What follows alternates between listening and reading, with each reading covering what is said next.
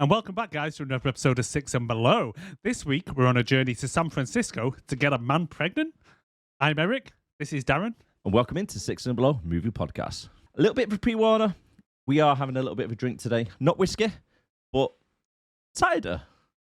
Why not? What's a pre-warner? Pre-warning, just in case we get a little bit drunk. You said Warner. Pre-warning? You said a bit of a pre-warner. God.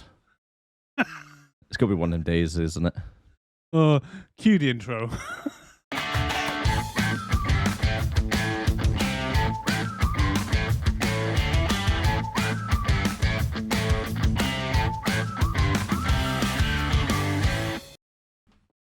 Yeah. Men getting pregnant. Yeah. In 94. Yes, I'm sure this is one of the, the signs of the apocalypse. Okay. Well, predicted quite a few things, haven't they? What was it like? So cats having sex with dogs, men getting pregnant, stars falling from the sky. Was that the legitimate thing? Like the warning, what they say? Oh, no, I'm just making this shit up. But... Oh, right. What you're saying is like, yeah, cats doing dogs and then things falling from the sky, guys getting pregnant. Guys getting pregnant. It is 2024. It's possible now, isn't it? Well, yeah. Of course. If you are, I believe that lot. If you, yeah. Right, before we start. Delusions. Yes, before we start. Yeah. Do the clip quiz. And then I've got a little game to play before we start the movie.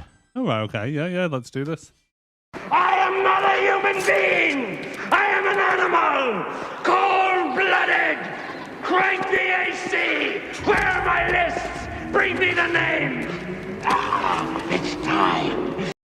Right then, the link between this film that we're watching at the moment and reviewing is one of the actors, one of the ones behind us, are starring in it. So if you know what it is, you contact us on sixandbelowpodcast@gmail.com. That's right. Or right below in the comments. Yeah, if you're on YouTube. No cheating, by the way, right? Because we'll give the answer out later on, so stay tuned. If we remember, we'll get... Yeah. We'll give the answer towards the end of the podcast. So yeah. Right, so what's this game you've got? I'll let you know now. So, Arnie Schwarzenegger, he has plenty of little one-liners throughout his film career. Yeah. So, I'm going to say one of the lines. Are you going to do the voice? Not going to do the voice, because it'll butcher the voice. I'm not that drunk yet. You cop out. But, however, I'll tell you what it is, and you've got to guess what film it is. All right, go on. You ready? Go on. Right, just bear in mind that I'm not very good with Arnie films. Yeah, actually, Arnie films. You're quite good with others. I'll give you credit for that. There was 15 altogether for you. Right. Let's get on with the first one.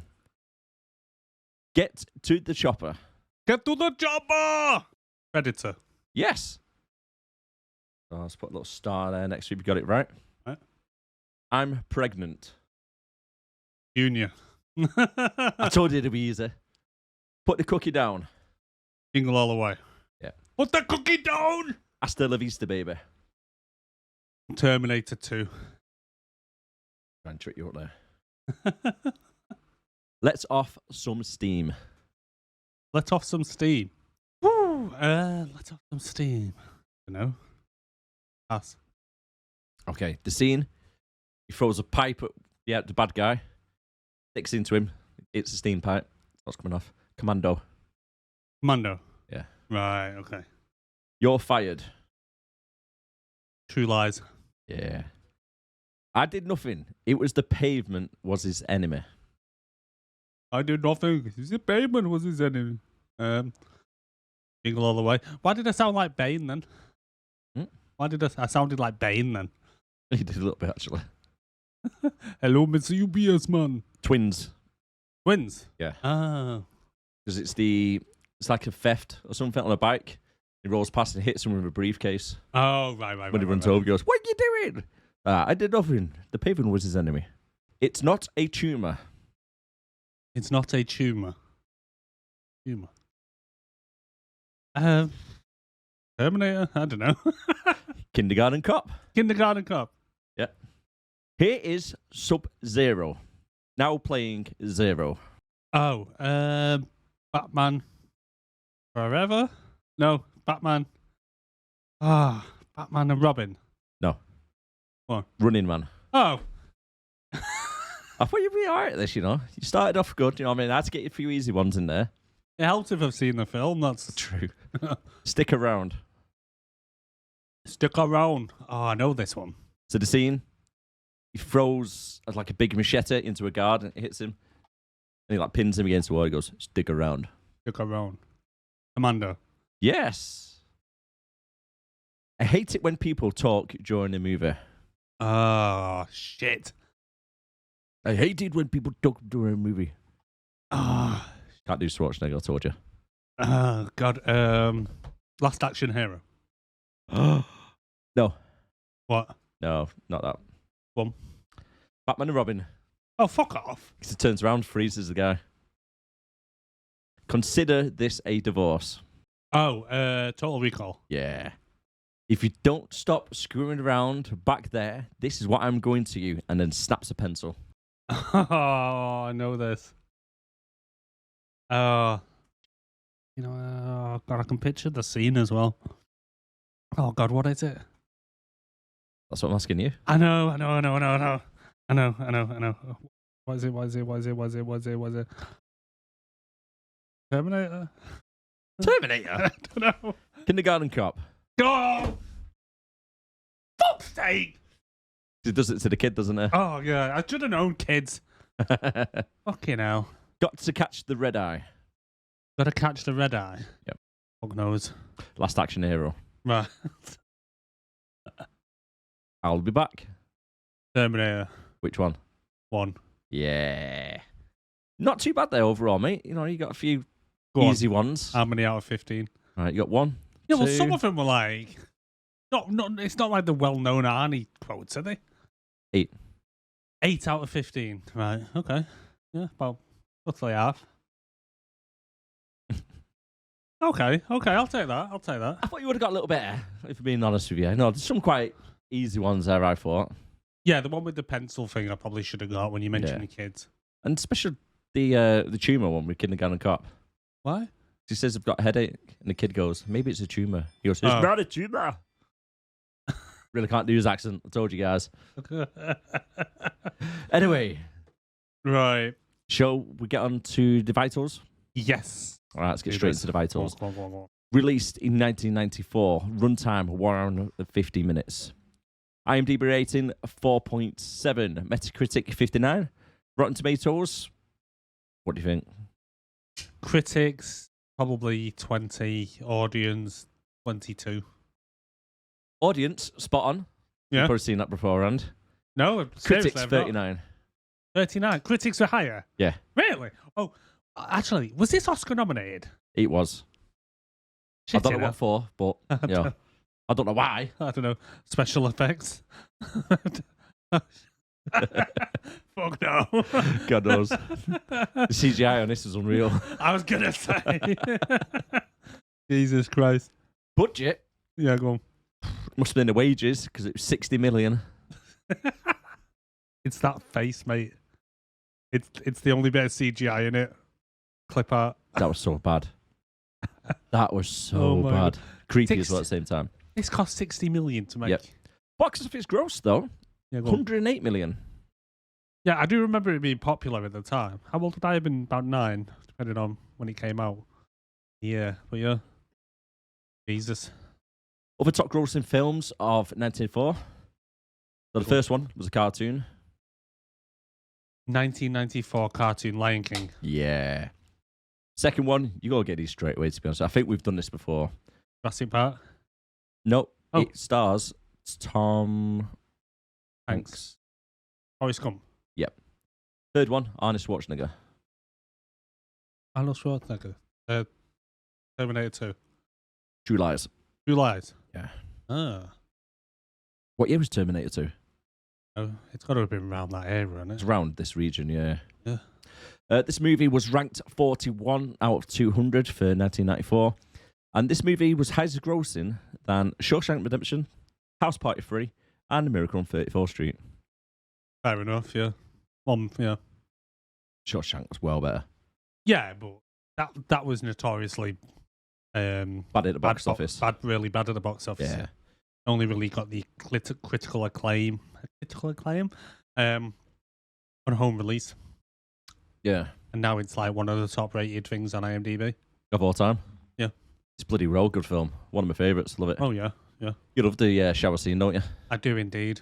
It Who's reminds it? me of my youth. Test me here, and here. Okay, do you want to let us know who it's directed, written, and actors? Yes. So, this was directed by the legend himself, Ivan Reitman. You might recognize that name because he directed, well, what didn't he direct? Meatballs, Stripes, Ghostbusters 1 and 2, Twinsies, Kindergarten Cop, 6 Days, 7 Nights, Evolution, and No Strings Attached. All right, quite a few Just to then. name a few. But yeah, the main one's obviously Ghostbusters. Which And Twins. And Twins, yeah. So it's like the third. I think this might be the third one he's done with Arnie. So he's done obviously Twinsies, Kindergarten Cop, but he's also because the bird in this as well. Angela was also in Kindergarten Cop. She was with Arnie as well. Yeah. Yeah, and obviously Danny DeVito was with him in Twins as well. Well, yeah. So bit of an ongoing cast situation. He gets a lot of it, doesn't he? Yeah. And then writers-wise, not as well known. It was two writers, a chap called Kevin Wade. So the only thing I could see that he had really done before this, writing-wise, was Working Girl with Melanie Griffiths back in 1988. Not a clue. And then after this, he did Meet Joe Black. He did the screenplay for Meet Joe Black, the one with Brad Pitt. When he's deaf, but not deaf as in can't hear, deaf as in like the Grim Reaper. Right. And then Made in Manhattan, which could be on our list. Great film. With Jennifer Lopez. Oh, yeah, great film, that. And Ralph Fiennes. Yeah. All right, then. One of the classics of J-Lo. 5.4, mate. Is it? Never heard the words classic and J-Lo in the same sentence. Great actress. Great actress. Great actress, yeah. Never seen Anaconda? I have, actually. I do like Anaconda. That's on my list. Last time I watched it, anyway, when I was about 12. Yeah. I enjoyed it. And then the other writer was a guy called Chris Conrad. And literally, the only other thing he's written, other than this, was for a TV movie called Love Thy Neighbor in 1984, which has a 6.5. So this pretty much killed his career. Pretty much, yeah. It was the non-starter. But the other thing I read as well is that apparently, originally, Brian Levant was on board to direct this. Right. But apparently Arnie wouldn't do it unless it was Ivan Reitman. Now, if you remember, Brian Levant also directed Jingle All the Way and Beethoven. Yeah. Yeah. So that must have been awkward a little bit later down the line when he did Jingle All the Way. And he's like, you lost me my job on freaking Junior. Oh, was this before Jingle All the Way? Yeah. Ooh. But anyway, but then again, he probably watched the film and thought, thanks, Arnie, you saved me. You saved me big time on this one. No way. So starring wise, main cast, we've got Arnold Schwarzenegger as Dr. Alex Hess. Danny DeVito as Dr. Larry Abergast. We've got Emma Thompson as Dr. Diane Redding. Yep. We've got Frank Langella as Noah Baines. And then we've got Pamela Reed as Angela. So, yeah, that pretty much sums everyone up. Yeah, that's I didn't think any of the other cast really was worth mentioning. There was no one who kind of stuck around long enough to... They were kind of the main ones. Yeah, it's a good point, actually. It was focused heavily, wasn't it, on the main characters? Yeah. Yeah, everybody else just background characters, really, just background, just set pieces, yeah. The only other one I could think of, but I couldn't even be bothered looking up a name, was the one who's Arnie's assistant who has that deadpan, gravelly voice.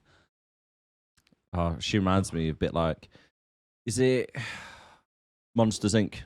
Yeah. The receptionist. Yeah. Mark Lazarska. Yeah. Over there. Dr. Hess has left the building. She done my head, didn't her? Yeah, she was annoying. A couple of general notes. Have you got much on it yourself? I've got one thing, just mainly a question I want to ask. Yep. So, it's just something that didn't line up with me in the film. So, at the very beginning, Angela comes to Larry and says, I'm pregnant. And she said that she was 7 weeks pregnant at the beginning of the film. right? And then, so she was already 7 weeks along before Arnie even got pregnant in. Yeah. Yeah, they're still pregnant at every stage throughout the film and even give birth literally on the same day. Within an hour. Within an hour. Within 10 minutes. Yes. Literally. How the fuck does that work? Are men just better at pregnancy than women, that they have shorter terms? I mean, he That's could all I have been can put it earlier, down the to. one could have been later. Yeah, but 7 weeks. You wouldn't let a pregnancy overrun by 7 weeks. Although Arnie's might have been earlier. That's me. If this was 3 weeks early and hers was 4 weeks late. Well, I don't think 2 weeks.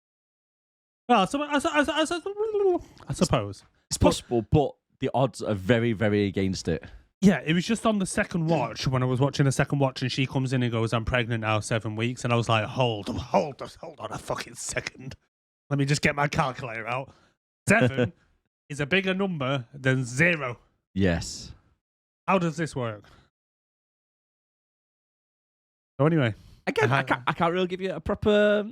I had to go away, learn maths, and figured out that I don't think it could be possible. Go on, what were your general notes? Right, one of them is, where was Alex from? Austria. Well, they say he's Austrian, they say he's Dutch, they say he's German, and then they say European. Do they? Yeah. I thought he said a few times that he's from a small Austrian town called... Because when they're in the maternity clinic, because it's the woman, he says he's a German-born woman for the Olympic team.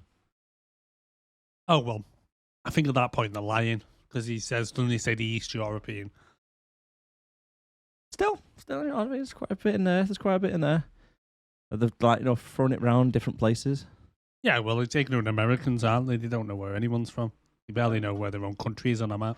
Talking about Schwarzenegger. No offense. I can't make his mind up when he acting in this. I couldn't, to be honest. Because all the way through, especially at the start anyway, right? He was playing like a proper nerd and a dweeb character. However, it was the exact same tone of voice and acting as when he was in Terminator.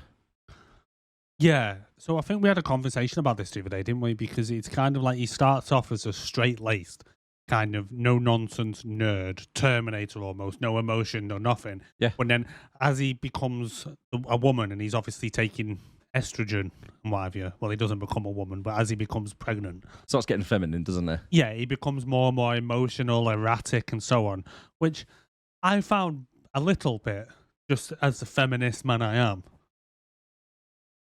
a little bit offensive.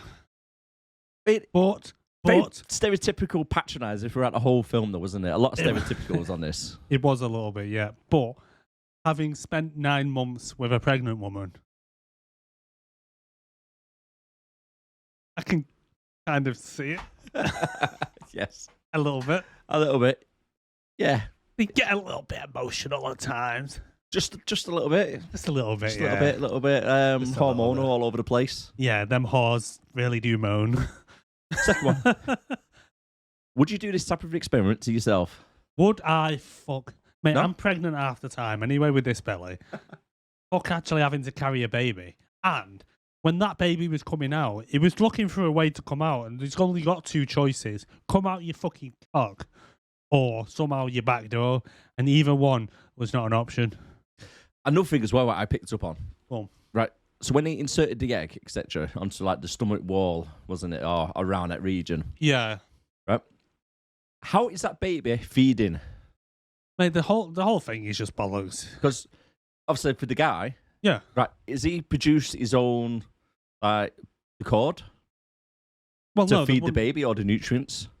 See, I was thinking about this, and I didn't do just put it out there. I did 0 research into whether this was even scientifically possible. But common sense says it's fucking not, because he doesn't have a womb. So, like you say, there's nothing for the egg to attach to and to kind of grow into, or to attach a kind of umbilical cord to. Is like what you're trying to say is, so we can get nutrients and everything from the father mum, Mr. Mum, Mr. Mum. So from Mr. Mum. And yeah, so it's just bollocks. It's just inserting an egg, a fertilized egg into, I don't know, pick a body part.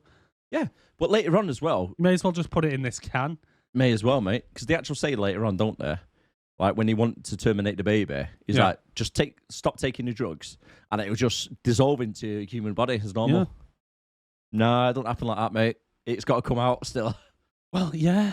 Could you imagine though, like if he stopped taking it in like 8 months, would he dissolve that full baby into himself, or would he just have a rotting corpse carrying around?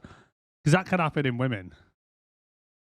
Yeah, I've not thought about it that way, but yeah, literally, if you didn't do a C-section, it's just sat there. Because I know that can happen in women, and I imagine it's quite disturbing. But yeah, it's kind of like, but would you do it? No. I know going back to your actual question you asked. No. Would I do it? No. I don't know why anyone would. Not even for science. What? Okay, you're in his situation. You've been doing this for years. You've been trying to get this to work. Somehow you figured out that it would work in a man. And there's millions of dollars on the line if it's successful. How did they figure out it was going to work for a man? Because he mentioned something about doing it on a monkey. Is that like not What? cruelty to animals? Getting a male monkey go, do you know what? I wonder what would happen. I know, I did think that because they just pass it off like it's just nothing. But yeah, they did it on a male monkey for some reason. A monkey called Mo, I think it was. And the problem is, they didn't use the eggs at the time because they wasn't available. They didn't come until Diana came along. So did the assistant walk in? That's why she's so traumatized. She's seeing Alex bent over the monkey. Well, I'm sure they used monkey eggs. I don't think they just went and got human eggs and put them in monkeys. I don't know, but Alex could have been there with the monkey bent over the table. It was like, ah. Maybe. Giving it one, and she's traumatized. That's why she's shit at her. She's like, Dr. Alex, I seen everything. I can't unclear my mind. Doctor has fucked that chimp. Oh. Maybe. I mean, that would fuck anybody up, let's be honest with you. Yeah, especially the monkey. Did you notice how many times they mentioned the movie title in this? Yeah. I mean, right, so just discussing the movie title. What's your guess? Junior. Yeah. How many times? Oh. Why did you count? I did. Fucking hell. Got autism, you. No, I just it was saying it a lot, so I was like, wonder how many times the actual said it. 32. Not that many. Oh. Yeah. 4. A little bit more than that. 17. 17 it was. You know, I got there in the end though. There we go. Third time lucky. Okay, now Rayman over there.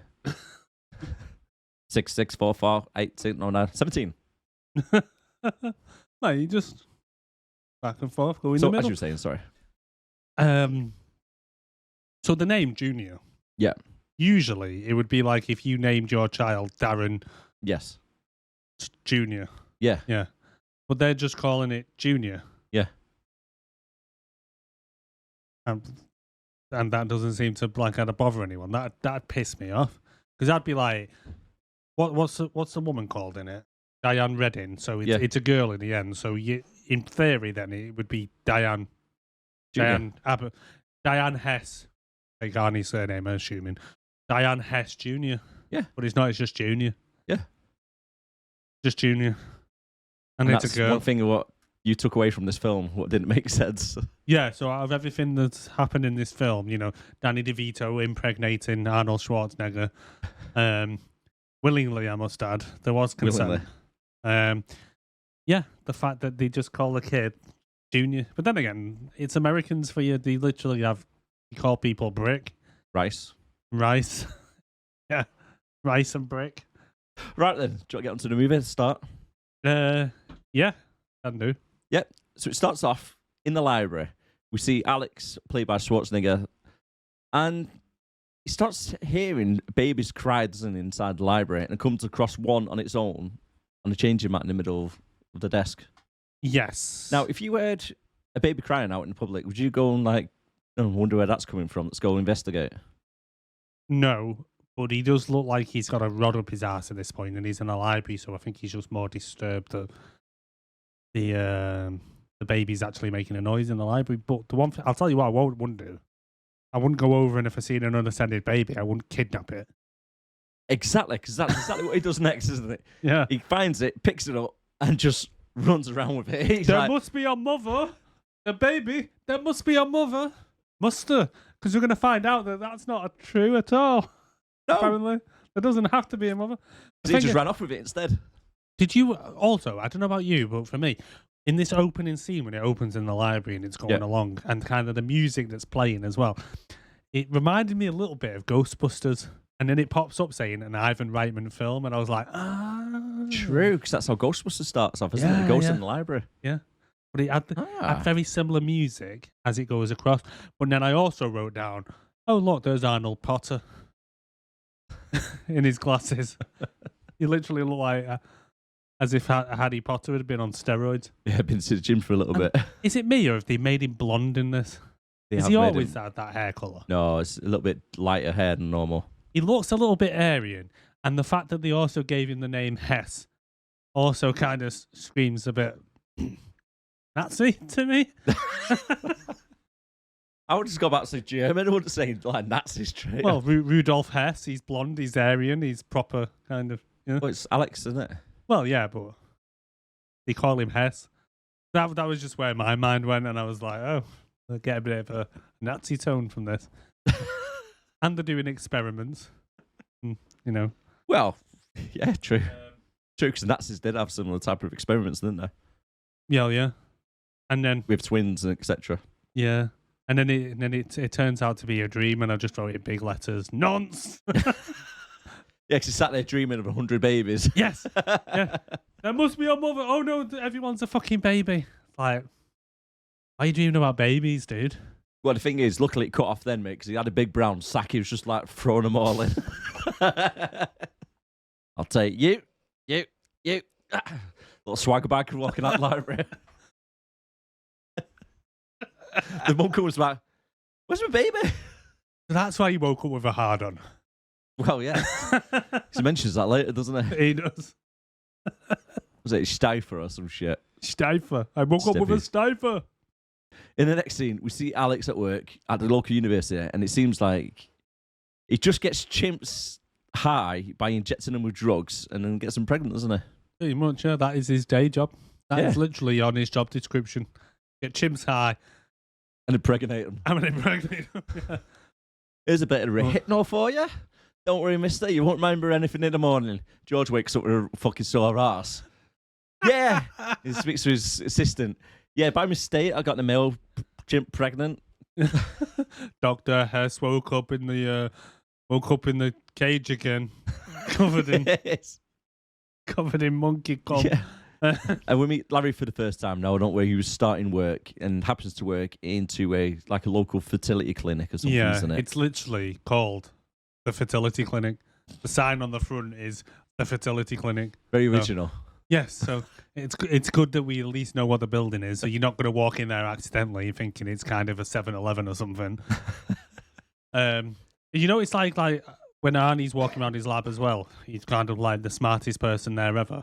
And it's like there's even a guy there putting some little drops into a little vial, and he goes, only 2 drops. And it's like, dude, you've got no context of what that guy's doing. He might be making his lunch for all you know. Because the guy looks at him like, you cunt, were you fucking telling me this shit for? Well, it's the fat chick from Hot Chick making the syrup for the sauce. That exactly. He's just making his lunch and he walks past going 2 drops. Maybe I like 3, dickhead. Did you notice when Larry walked past the janitor? Yes. On the second watch I did, yeah. Yeah. Hey, Keith. It's Rory. Is that what he says? Yeah. Oh, I only noticed a janitor on the second watch because obviously later on he's the one that kind of screws him over a little bit. But, yes, we got his name wrong. Right, that explains why he's a dick. And then we get a little bit of info dump, don't we? The FDA are due to have a meeting with Larry and Eric's, and as they want to start a trial on humans. Yeah. 1 week later, Larry is trying to steal people's fluids with his little collection of porn. True. Wank bank. True. When you're in a wank bank, are the couple allowed in there together like they were? And who was that guy in there? Because I recognised him. The guy who was going to be doing the tonguing. Don't know. I didn't pay attention to the people. Did you not? No, I was looking at what he had in his collection. Oh. Any you recognised? Good old VHSs, aren't they? Yeah. I mean, do you reckon some of the parts It's a VHS tape. Obviously, if you watch it so many times or something like that, you used to Wear neck out up a the bit. tape, didn't they? Yeah. Like to get into it is about. Don't need to get crude here again, but we do get crude pretty regular on this, don't we? But it's midway through it, and then it just starts to freeze and buffer and all that. It's like, oh, it's put me off it now. I've had that happen. Yeah. Goddamn dial-up internet. I know, right? Jesus. Oh, you just missed a bit out on the FDA meeting, though, when you've got Alex there who's kind of giving this well-prepared speech and, you know, sticking to the facts and being the anal retentive guy he is. And then you got Danny DeVito who stands up and is like basically a used car salesman. Just about to say that. A used car salesman. That's what he came across as. Yeah, definitely. And the woman goes, Larry, whoever his name is, Dr. Abagast, whoever his name is, goes, this is an FDA hearing, not bloody, what does she say? I can't remember. Try to sell me a car. Yeah.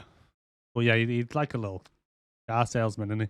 He kind of screwed up for them, really, didn't he? Let's be honest. He fucked it, yeah?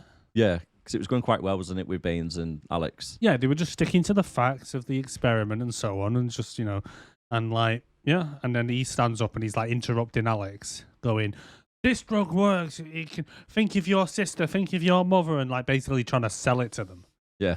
And it's like, dude, chill the fuck out. I'm surprised that Annie just didn't just knock him out. Well, because he stood right next to him, mate. If he tried to do that, he would have gone over his head. Well, yeah.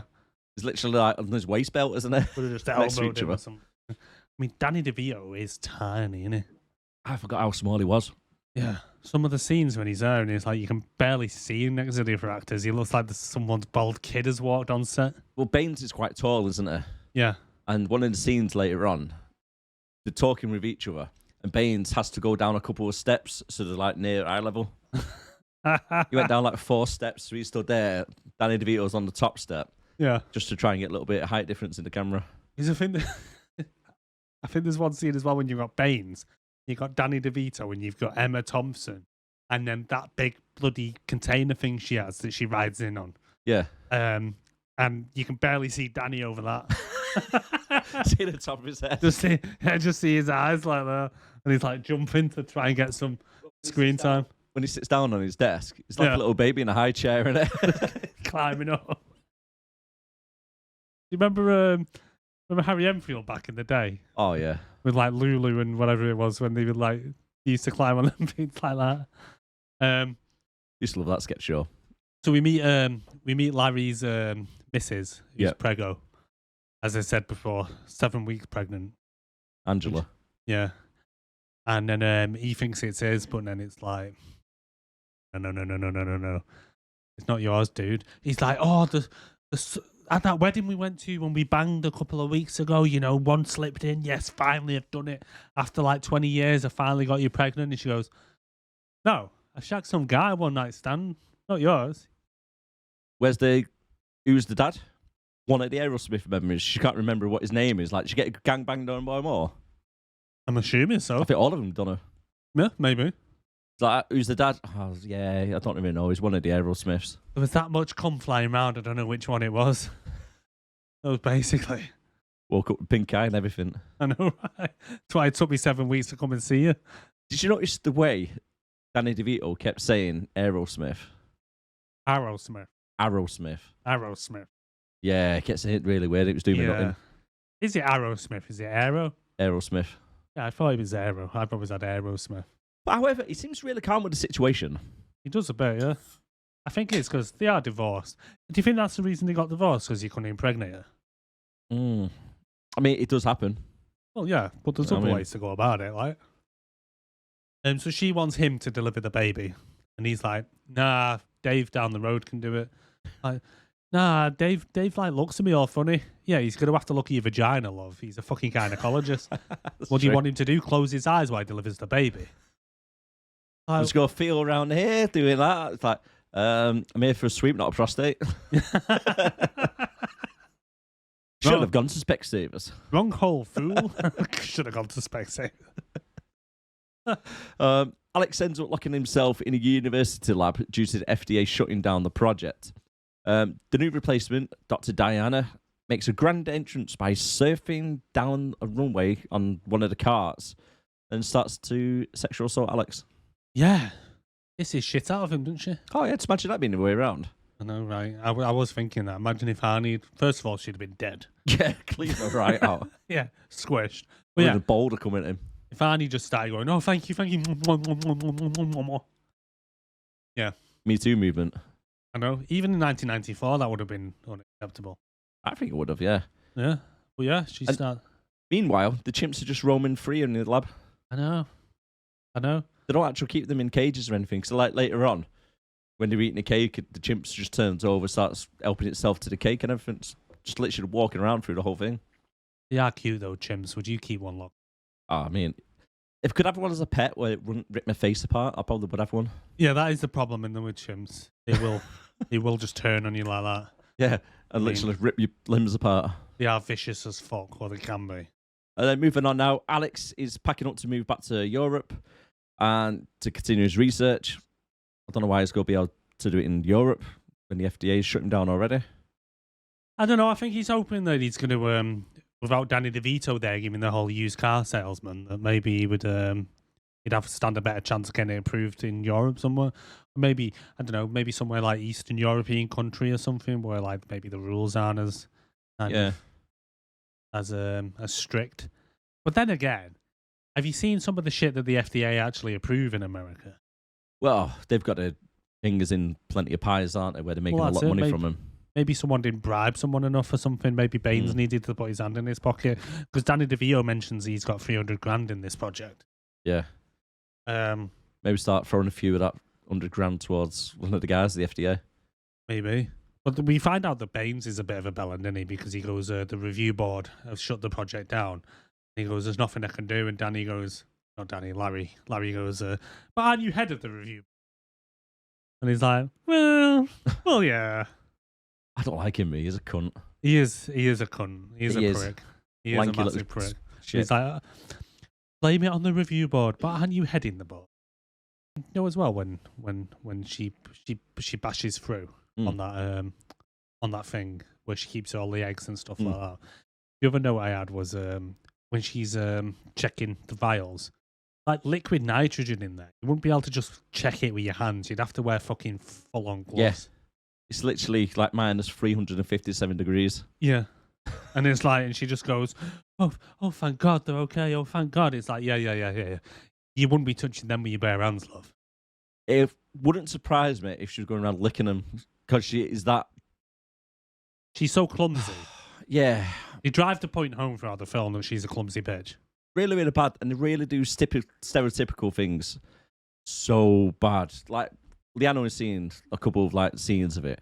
And one of the scenes, she goes, well, a little bit stereotypical British person there, isn't it?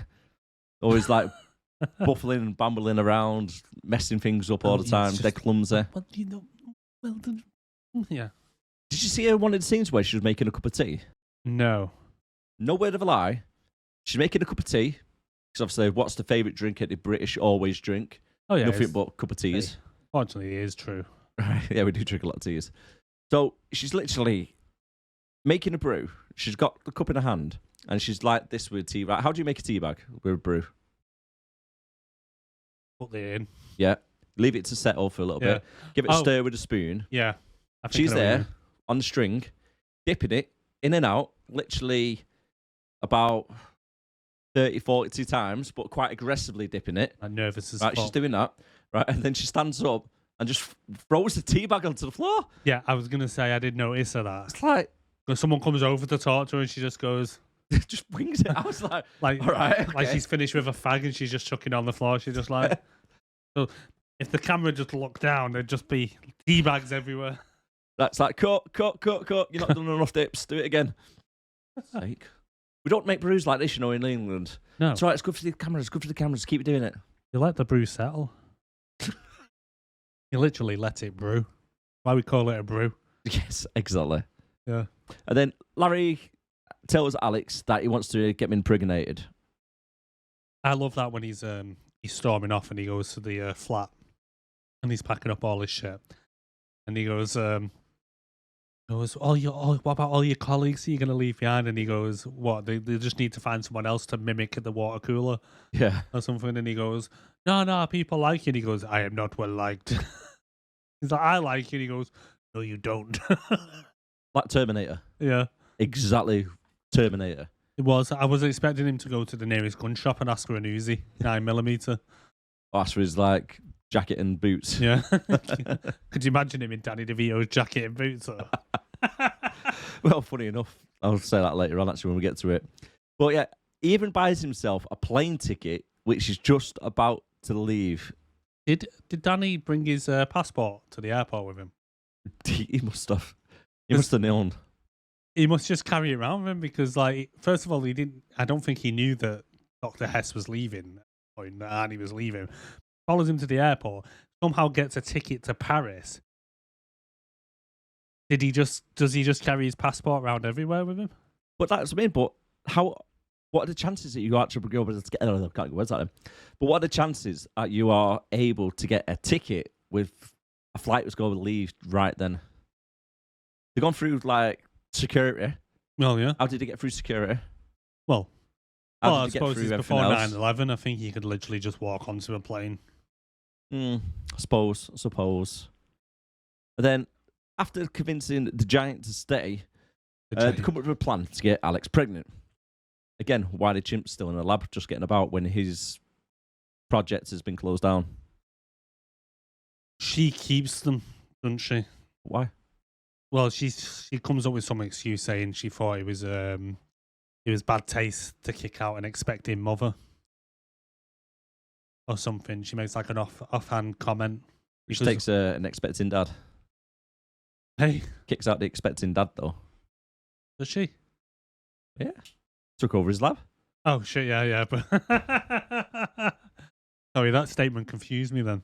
Okay. Exactly. It's quite confusing if you've never seen this film, by the way.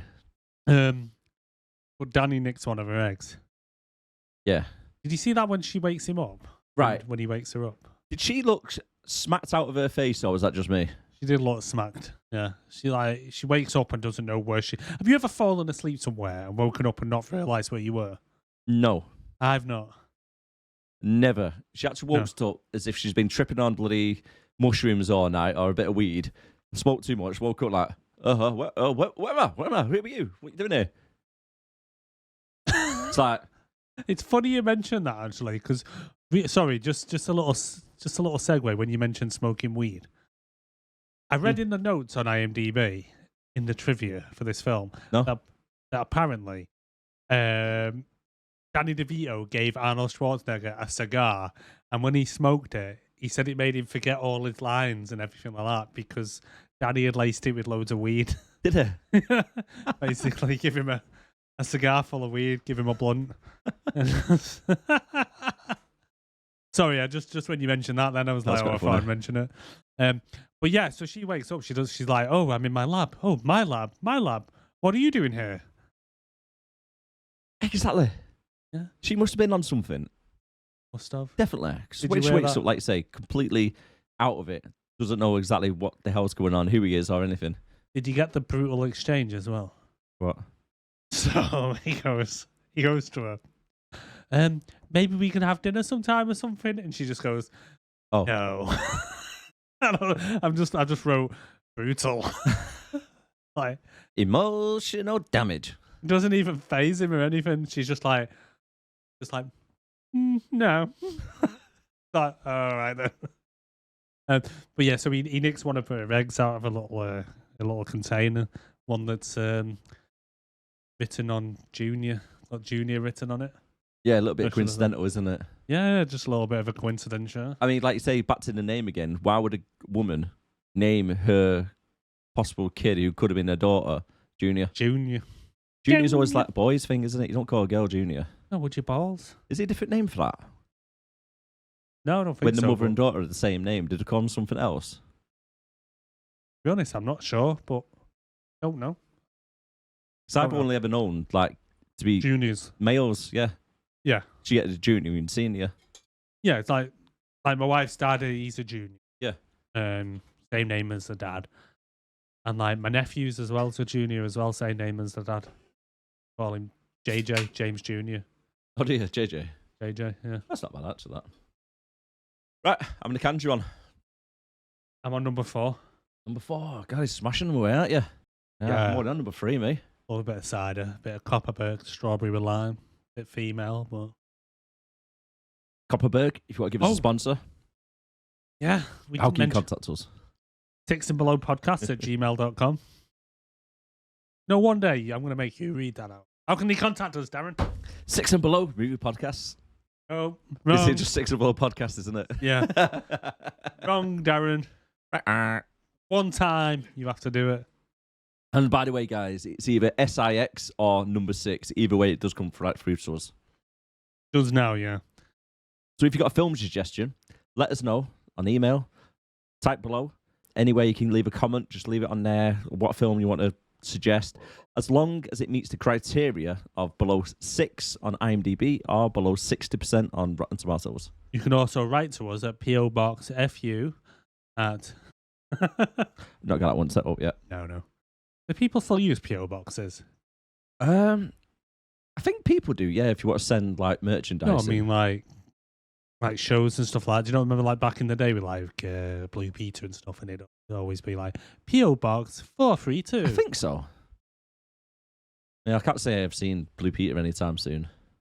Is that still going? I think so, maybe, yeah. With it being BBC, though, there's going to be quite a lot of Alex's on the shows. Oh.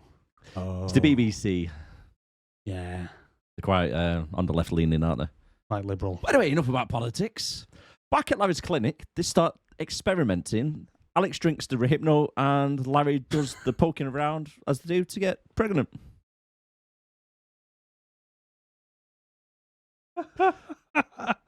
He does. He gets him with his little prick, doesn't he? Yeah, and it's this part where he has another nightmare.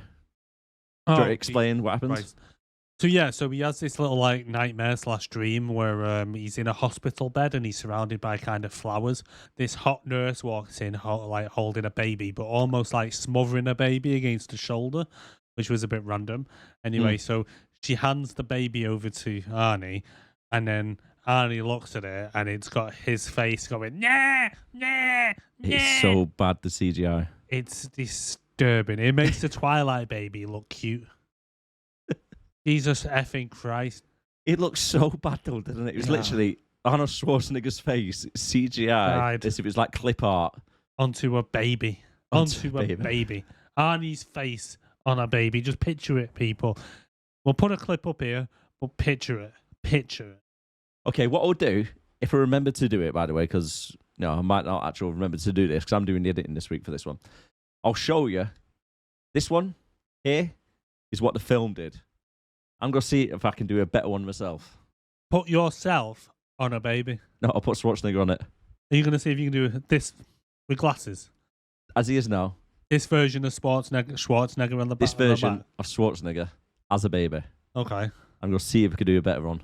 All right, well, when Darren does it, hopefully it'll appear now. So vote below on which you think was better. Yeah. I'm going to give myself a little bit of a challenge to that. It shouldn't take too long. Yeah.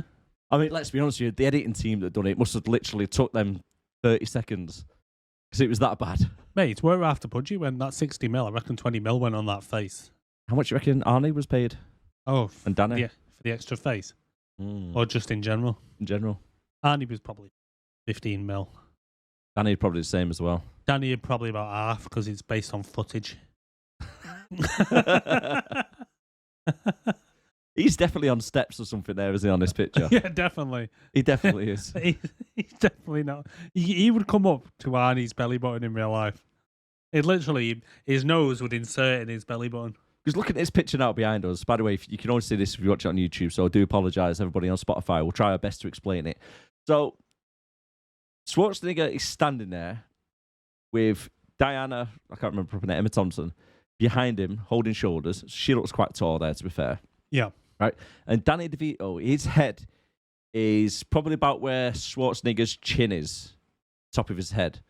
And he's got a stethoscope, and he's checking for like a heartbeat, isn't he, on the belly. This is how he was conceived. Right. However, if you look on the picture, their waistline is the same. Yeah, that's bollocks. So, as Danny DeVito got like 6 foot legs and then a 2 foot torso. He is. He's stood on some yellow pages there, mate. That reminds me of What?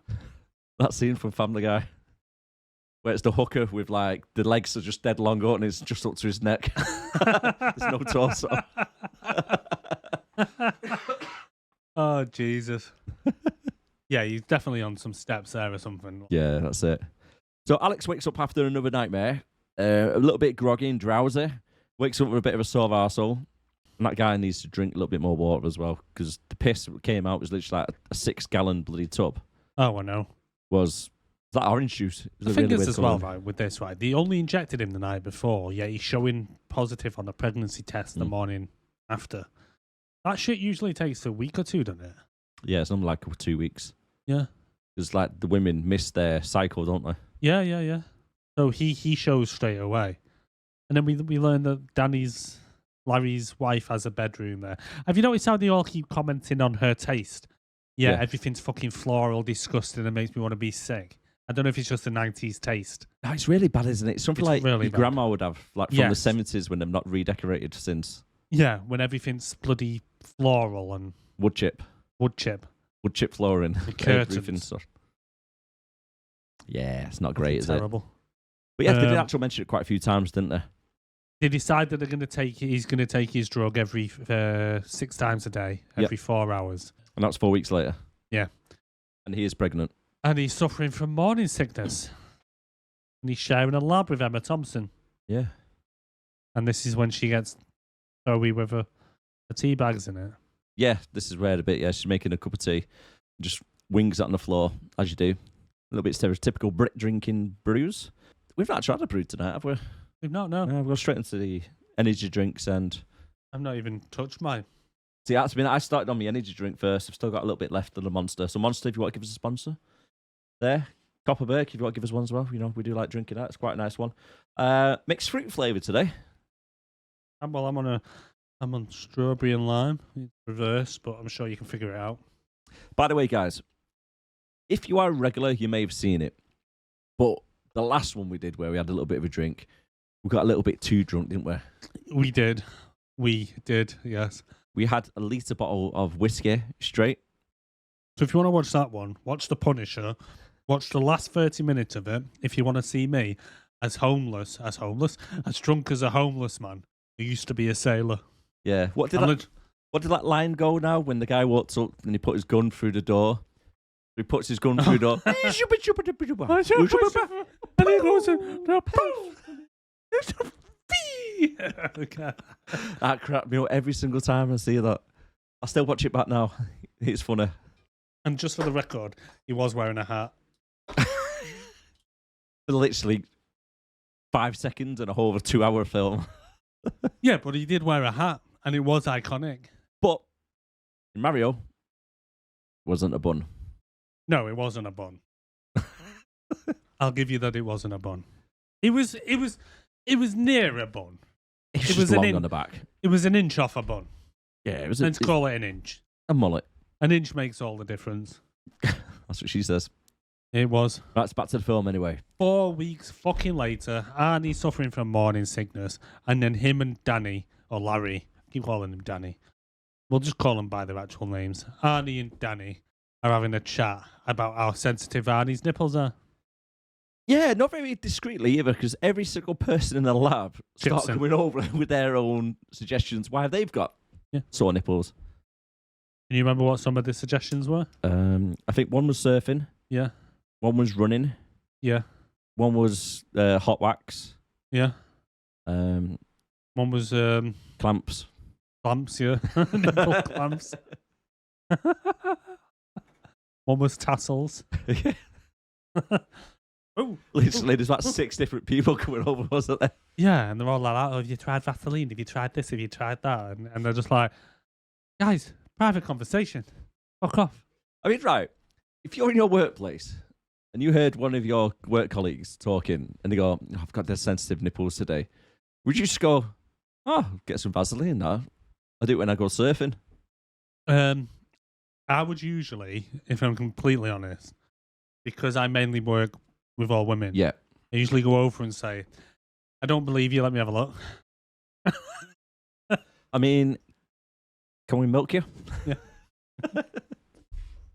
I probably would give recommendations. To be honest, because I'm a man and I know best, I would need to mansplain this situation. Yeah. And say, well, nipples, love, they can be sensitive. So you want to use Vaseline, and if you need any help with it, let me know, because I will gladly just Give it a rub. give it a little rub. Just Clockwise. a Just a little little rub. clockwise rub. No, seriously, I wouldn't though. I'd be like, no, I wouldn't go anywhere near that subject. No. I'd be like, yes, I did not hear anything about your nipples. We're in a workplace. I'm just going to leave you right to it. You have fun discussing that. I'm going now. Because the problem is now with 2024, mate, you get a phone call, HR. That's it. Because I would like to stay employed, and I would rather be employed and earn money than give you hints and tips on your nipple care, to be honest, love. So, yes, that would be my stance on it. So Alex and Larry now go outside, don't they, to try and get a little bit more privacy.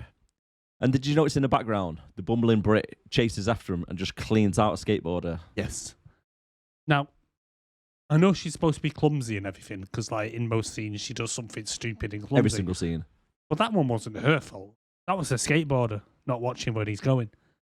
I mean, she could have took her time a little bit. No, not just barge out. Look where she's going, left and right. Yeah, but I blame the skateboarder.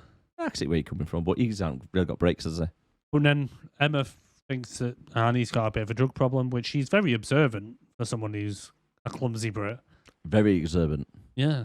Very I mean, observant. she must be paying a lot of attention to him. Yeah. I think she sniffs his knickers. Up there.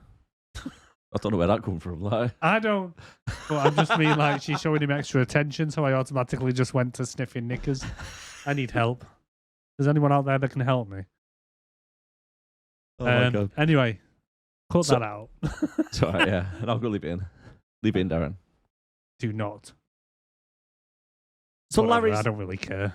Larry's best plan was to come up with a disease that only affects Dutchmen. Austrians. It says Dutch. Did you not say? I thought he said like he came from a small Austrian town called. Yeah, but it just says Dutchmen as well. Oh. Yeah, it only affects Dutchmen, but comes from this Austrian little town. Oh, I didn't pick up on that. I just remember them doing some convoluted reason as to why he's taking drugs. He could have just said, "Mind your fucking business." Yeah, because he says like this disease makes them get fat, doesn't it? Doesn't really make sense, really, being honest with you. Strudel Huns. Yes. And what's strudel in German? Because I know Hund's a dog. Oh, is it? Yeah. So I don't know what strudel is. What is it, like pastry hound? Yeah. Pastry dog? Is it? Yeah, it's like a type of pastry, isn't it, strudel? Yeah. I don't know. They didn't really think about it much, did they? No, well, they were doing it off the cuff. But then did you notice then that he's saying that he's not feeling very well? Yeah. And the woman typically turns it round to her. Oh, yeah, it just turns it all about the feminist issues, what's going on with their human body. Yeah, so he's like, oh, I feel a bit bloated and I'm going to be getting sick. And he goes, well, as a woman, we have periods and we do this and we do that and we do that. And being a woman's really hard because we have hormones. And to the point where Arnie's like, I didn't want to be a woman. And she goes, says that. And she's like, it's not about you or something like that. And it's like, well, it was about him until you turned it round to your women's problems. Yep. I mean, we're not going to name any names, but we know a few that might actually be doing that in our life. Yeah, just no comment. And that's an area of my life I'm not going to touch because and by the way, she watches this. Right, I don't believe in periods, to be being honest with you. Because I don't believe that anything can bleed for 5 days and doesn't die. Oh, Jesus Christ. Yeah. It's true. He should die. He should die. The thing is, as well, even when they finish having fucking periods, it gets even worse because I believe when they go through menopause, they go all fucking hormonal as well. Psycho. Yeah. It's psychotic, isn't it? You just can't fucking win, can you? No, you can't. Larry's back at home with his ex-missus and just makes herself at home. And I've got to say, she's a proper arsehole, isn't she? Who's this? Angela. Oh, yeah, she's a dickhead. Why is she a dickhead? I missed what you were saying, sorry. I got distracted just turns by up. my t-shirt because this in real life he's green, but at the moment it's showing. Can't really see The green screen behind us. green screen behind us, but the ex-wife Angela comes through and Just makes herself at home, doesn't she? yeah, she walks in, starts moving pillows about like she fucking owns the place, or like she used to own the place. She actually turns around and says, "It's still my house."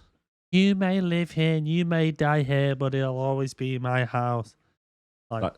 it's not though. That's why I've got a why she'd live there. Boss. Yeah. Like, You no, I don't wear like that, love. You know what I mean? You got gangbanged by Aerosmith. Yeah. So, the house is mine now. Be like, don't be just letting yourself in, you stupid cow. No. What if he moved on with somebody else? I know. How awkward of a conversation would that be? Because the woman would be like, Well, Larry, why's your ex-wife just walking in all the time? well, he's moved on with Alex, hasn't he? Yeah. With Annie, yeah. Yes, yes. They're basically a couple. He's knocked her up. Him up. Sorry. So, yeah, he's got him staying in her old bedroom. Which is a bit weird as well, isn't it? Yeah. Like, you sleep in separate beds and whatnot. Well, divorce is a bitch, innit? Mm. But then we have Arnie checking himself out in the mirror. So Arnie's checking out his little bump. He does. Um, Oh, is this the way he's moping around the bedroom upstairs? yeah, and he's He's letting doing a bit himself more go. drugs and starts getting a little bit emotional A bit more. over the TV advert. He's hooked on the Rohypnol. Yeah. Yeah, and he starts crying over the, she was daddy's little girl. I'm not, to be honest, it got me a little bit, that. It was an advert, Was it? Yeah. Yeah. It was an advert selling something. I can't remember what it was. But it was Yeah. like an advert on TV and he starts crying and stuff. It got me a little bit because I was thinking of Emmy, my little girl. And I was like, oh, soon I'm going to be walking her down the aisle and giving her away. And she was my little girl. Oh. Now, when I watched it this morning with Em, and I went, oh, you're my little girl. And then she kept on going, pick me up, daddy. And I'm like, oh, Jesus, you're too heavy now. Fucking fuck off. When can I give you away? You want you? Yeah, and Alex's hormones are just all over the place now, aren't they? It's getting worse and worse. Begs Larry to take him to the conference with him. I love that when he goes, I'm pregnant and alone. And Danny goes, stop saying that. Literally, his emotions go from 0, where he's like the Terminator, acting, to basically like an emotional wreck. Full on sociopath to a full on hormonal woman. What's that? You got friends? You going out? I'm going with you. Yeah. Get out, love. You're going to a social gathering. Why can't you bring me? Why don't you tell me I'm pretty anymore? But yeah, I just love that when he goes, I'm pregnant and alone, and just the way Danny goes, stop saying that. Like, he must just say it constantly. I'm pregnant and alone. I have nothing to wear. As he runs off upstairs. He does. When he agrees for him to go. I'm like, Jesus Christ, Dad, where are your balls? Oh, mate, they've disappeared. He must have shrunk and fell off with all the estrogen he's on. I was about to say, is it estrogen that he's been taking? Yeah, so later on they mentioned that the drug that he's been on, they've added extra estrogen into it at the same amount that would be used as someone having a sex change. They did actually say that, yeah. Yeah. Yeah, they did. I mean, let's be honest with you, Schwarzenegger, he's got quite a bit of testosterone in him. Yeah. Well, because the injections he used to have. And steroids. Yeah. Jesus. A bit of extra. And then they're at the pharmacy convention, aren't they? Yeah. Baines just turns up out of nowhere, doesn't he? He's a sneaky motherfucker, that one. Really bad.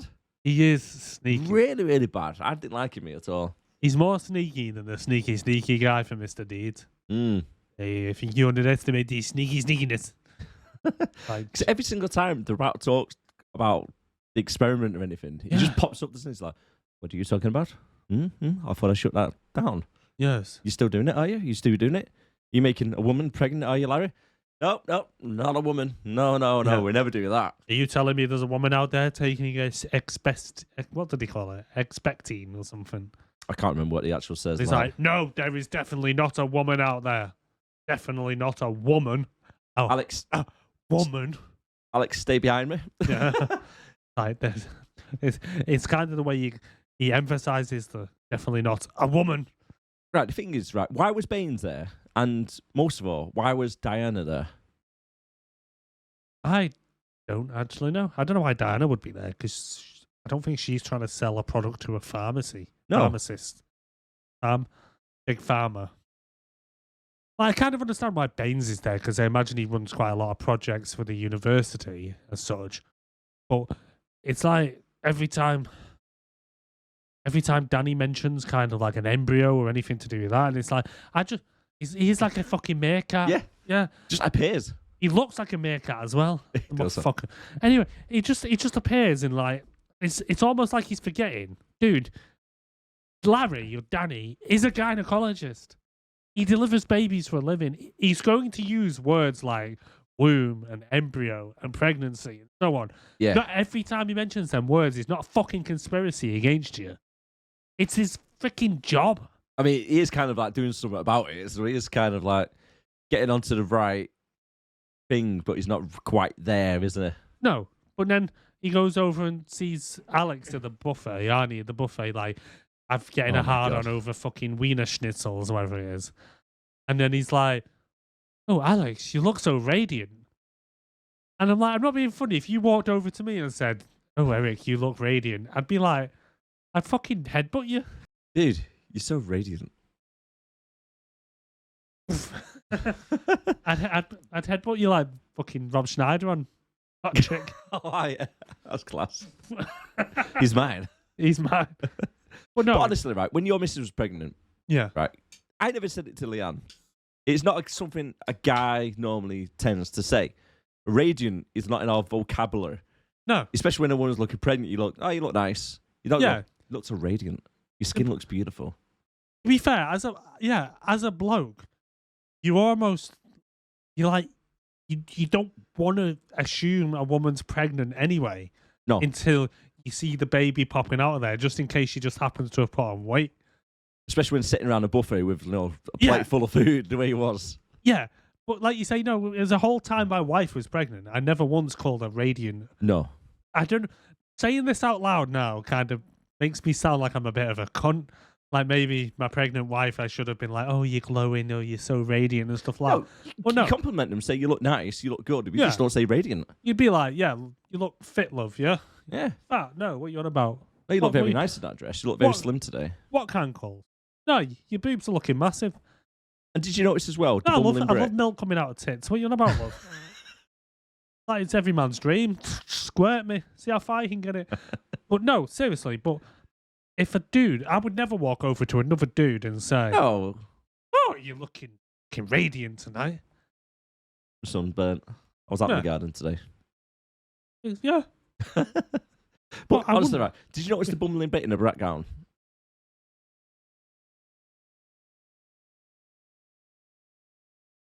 Yeah. Exactly. And just knocks over a waiter. Yeah. That's another little thing she keeps doing. What's that about? Every single scene, she does something where she knocks somebody over or something British. At what point do you think they came up with this as a character background? I think it's just like they thought, oh, Emma, you're British, you need to be accident prone and a bumbling idiot. And she's actually English as well, isn't she? From London. I'm surprised they didn't go for the really bad teeth as well. Yeah. Yeah, that seems to be a bit of a British cliche, you know? Although, don't look at my teeth.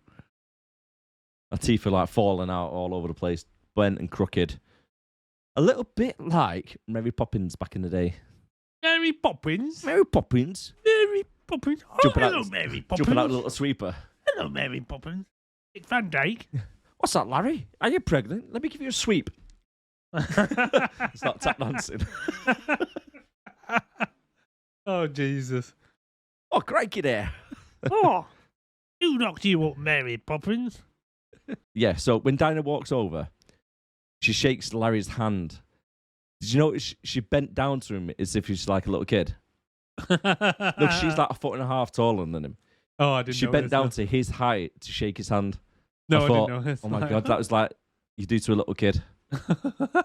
Oh, nice to meet you. You okay? Is Danny DeVito classed as like a dwarf?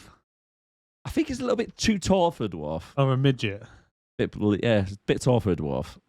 I mean, I don't know what the cut-off height is. What a midget's called nowadays is it little people? No, I think that's probably more offensive than anything. Little people.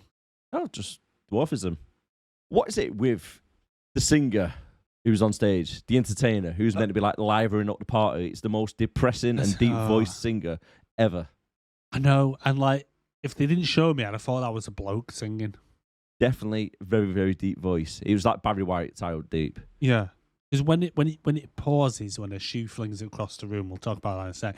But when it pauses and she starts singing again, it's like I was looking at her. I'm like, that's not her voice. No, how depressing was that? Oh, and very then, depressing. Whilst they're doing a slow dance, you get two dickheads who are walking past doing fucking salsa dancing. Oh no, what is that? That is no rhythm to this type of beat. No, is it fuck?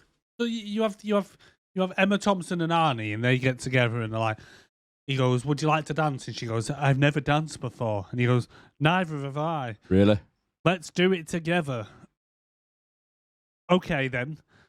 So they go onto the dance floor, and like you say, there's people going around, and you always have that couple that are like, obviously go to dance lessons, like dirty dancing, flicking her about everywhere. So they're trying to copy that, and then. Did you notice though as well, right? So she had loo roll attached to her shoe. Yeah.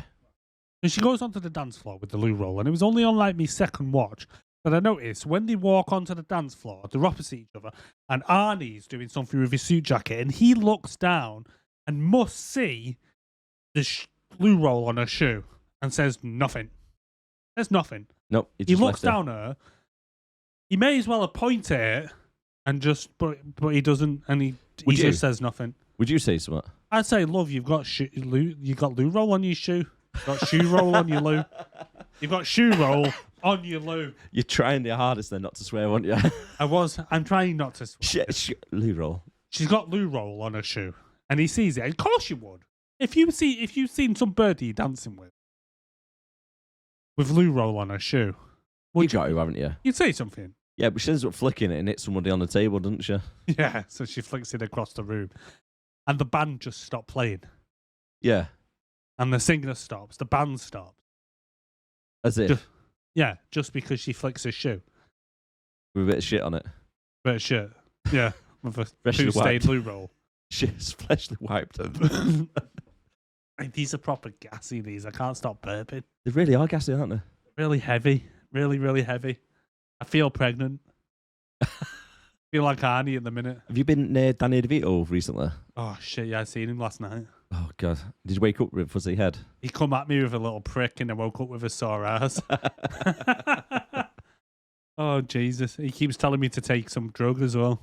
Larry wants Alex to do the coat hanger trick to shut the experiment down. It's a thing. It's a well-known thing. You're talking about an abortion? I mean, I don't know where he'd pull it. down his japs. I mean, like you say, where's the baby going to come out of? Is it just lingering there for like 9 months term?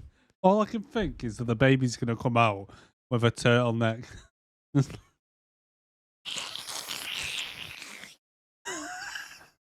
Jesus. Alex's slong is just getting bigger and bigger. You know what one of my worst fears is? Giving birth through your cock. Yes, but not just that. Have you ever heard of people getting like kidney stones and stuff like that and having to piss them out? Oh. Yeah. I remember, I can't remember, I think it was like Hannah's granddad or someone back in the day had some, and he described it as like the worst pain he's ever had in his life. And he had to basically piss out a stone through his fucking urethra and his jap's eye. And I mean, I'm scared to death of getting one of them. I mean, surely they break it down, don't they, using radio waves? So it breaks it down, so you probably wouldn't even feel it coming out. No, but apparently he pebble came out of his bell end. I mean, it wouldn't wouldn't surely be like the size of a raisin and whatnot coming out. Well, I don't know. He didn't quite say how big it was, but still, I wouldn't want anything even remotely like a stone coming out my bell end, coming out my job's eye. What about a fish going up? No, definitely not. You know about them ones, don't you? I don't want, yeah. In the Amazon jungle and that. Yeah, if you take a piss in the water, it follows the warmth up through your, yeah. Yeah. To be honest, I don't want anything going in, and I don't want anything going out. No. I don't, other than what's supposed to. So we're back now at Alex's home. He's got dropped off by Larry, who's really pissed off with him for the experiment. Yeah, so they stood outside, and Arnie has the audacity to say, it would have been nice to see what what the baby looked like, whether it did look like my nightmares and it did have my face on it and so on. And Danny's like, right, that's it. Get rid of this fucking thing tonight. I'm gonna do it. I've got coat hangers at home. Let's get home now, and I'm gonna rip that baby out of you. Out your japs. Out your japs. Out your fucking japs. I'm gonna stick it in there. I'm gonna feel about. I'm gonna rip this fucking thing out. But no, he just says, you know what? You just need to stop taking the drug. Yeah. Stop taking the drugs. Everything will be fine. And he's like, oh, I'll wean myself off. And he's like, no, you will go cold turkey. And then leaves him with the entire batch. He just leaves him with drug. everything. He's like, Alex, you forgot your case. Yeah. It's like me saying to you, dude, right, you need to come off this cocaine now. No more cocaine for Darren. Darren is not allowed cocaine. But do me a favour, keep hold of this cocaine for me. Yeah. Go on, mate, crack on with it. Yeah. And then the thunder lightning in the background as he takes the case. The rain and the thunder and lightning and so on as he opens it and he's like, I'm keeping this baby, you bastard. And do you know what he says to him? Fuck you. Hey, I'm Mark Wahlberg. You guys know me. Is that what he says? Yeah. Yeah, I thought it was a different one. Sorry, I thought the wrong button there. I thought it said hi to your mother. I haven't got it anymore, so yeah. He said, hi, Miss Mark Wahlberg. So he's taking his drugs and he thinks he's Matt Wahlberg. Good for you. Yes. He takes a drug. Good for him. So then, but why though? Why would you leave the full after all the I've got soft skin and you're being radiant and talking about wanting to keep the baby, you drop him. You're like, right, get out of my fucking house. You're not having the baby. You're getting out tonight. Fuck.